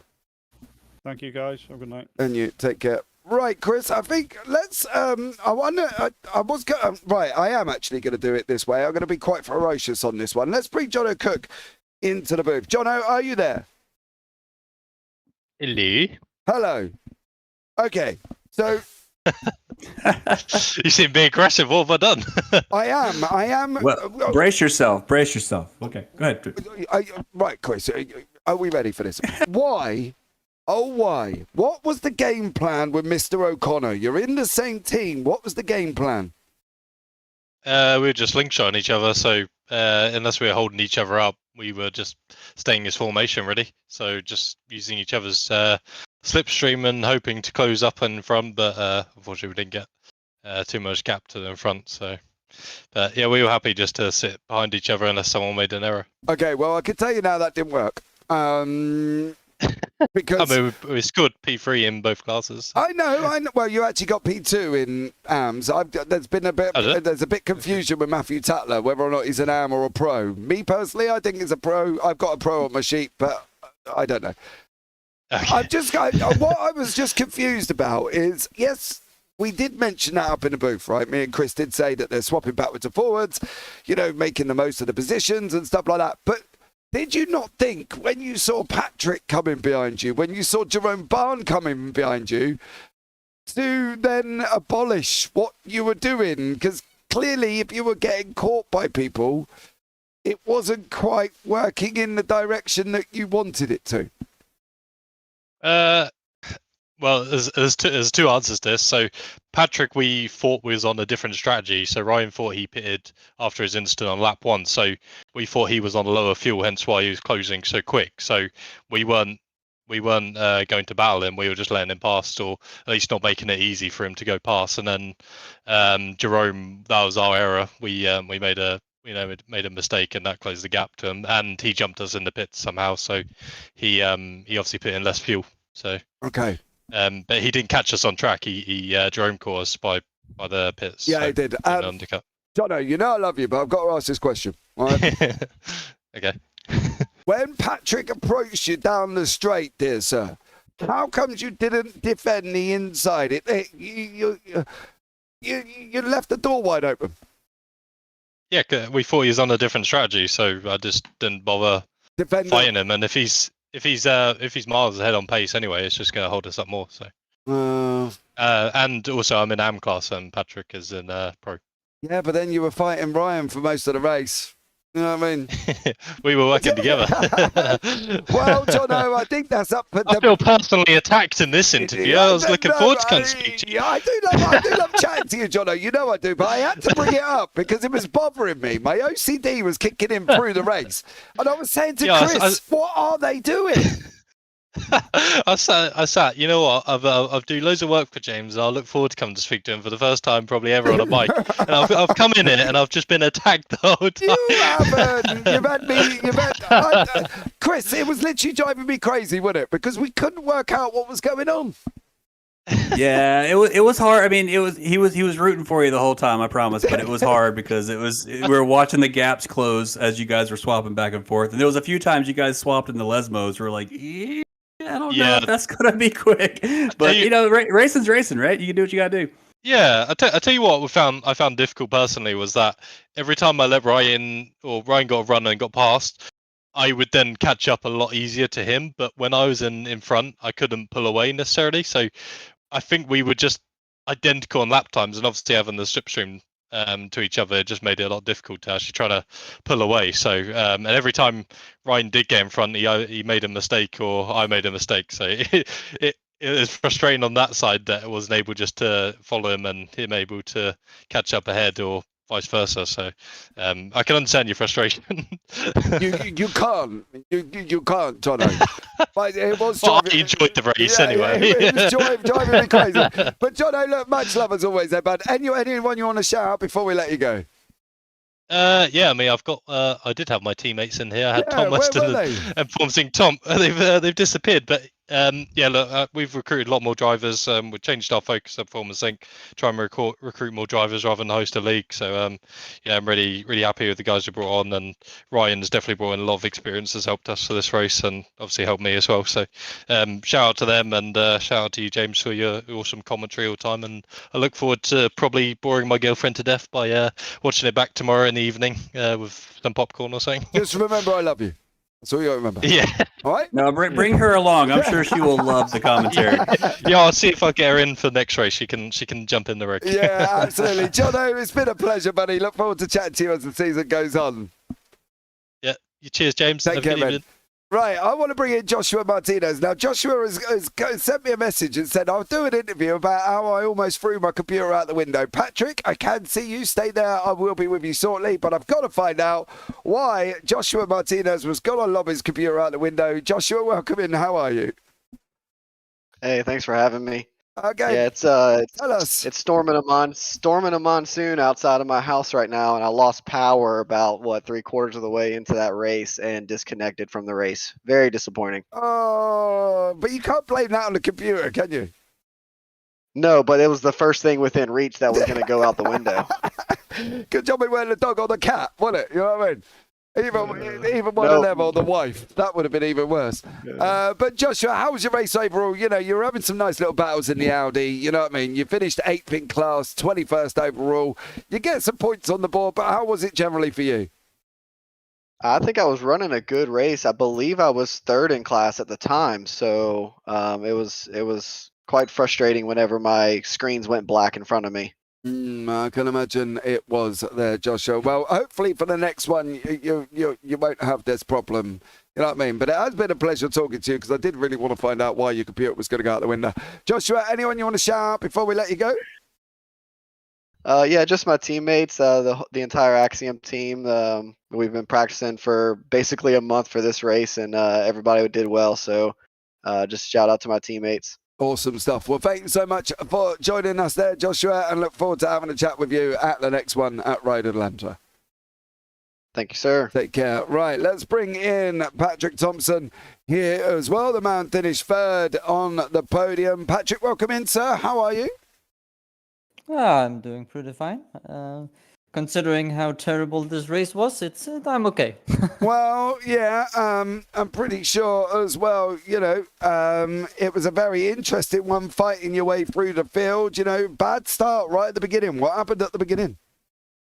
I mean, I didn't want to let those two Ferraris get out in front because I knew that the Porsche was going to struggle a lot on this track. It has zero power compared to every other car. So I wanted to make sure that I could stay in between them and not let them work together and get away. And I might have cut the track a tiny bit too much and got a slowdown on the first lap. Right, okay. Now, how was the incident situation out there? What was it like running around at the moment? Because Monza's very tight for off tracks.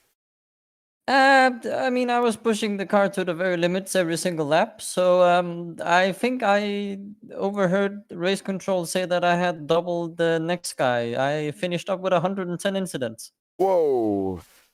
It's a bit of a shifty number here as well. Whether or not that alone may look at a rule change, we do not know. But Patrik, going forward, you know, you've got some more competition this race. De Ruyter, Tatler, Barn, Cook, O'Connor, they've all come in. You know, you've been on the third podium spot. What's it going to be like at Road Atlanta with these guys? Because obviously, if it's tough now, it's going to be tough then. I don't think it's going to be that much of a problem going into the next track. Where the Porsche isn't just one huge mess. Road Atlanta really suits the way the Porsche is set up and what it excels in as a car. So I'm looking forward to a next race, which is hopefully going to be quite a lot easier than this one. Yeah, absolutely. Well, Patrik, thank you so much for joining us there, bud. Anyone you want to shout out before we let you go? Yeah, of course, to the team Olympus Esports and all our sponsors, and just in general the team behind here, and you as well for hosting a great broadcast. You all deserve a mention, so thank you for hosting it, and I look forward to next time. Awesome stuff. Well, Patrik, thank you so much for jumping in there as well. It's been a pleasure to talk to you. Me and Chris are going to escape back into the broadcast GT3. Oh, there we go, Chris. We're all on our own anyway. So there you go. 110 incidents. We said we weren't going to blame the driver. Fair play. The rules were rules. Whether or not that's going to bring a change, we don't know. Chris, overall, though, great race from all of these guys. Always tough 2-hour race solo. Yeah, 2 hours, long time. They did a great job, kept the car on track. The leaders did obviously the master class of just, you know, not very many. I mean, the only one incident we saw was minor, just 2 wheels off the track, you know, my goodness. So that was fantastic racing for everybody there. Yeah, great. What a great series. I think this is a cool series to get involved with, and it looks like it's a lot of fun. If you're in the GT3s and you want to run some solo endurance, this is good stuff. Yeah, absolutely. Well, guys, that is going to bring tonight's broadcast to an end. I hope you have enjoyed yourself as much as me and Chris have here as well. If you like your referees, you can go and check out Dean Biggles and Ewan O'Leary. They're currently doing the IGP on the JPB YouTube channel, so you can go and check out that one. But for now, guys, I think that's going to wrap it up from myself and Chris Hannigan up here in the booth. You all take care. Have a great week. And you never know, we might see you on the track sometime. Good night.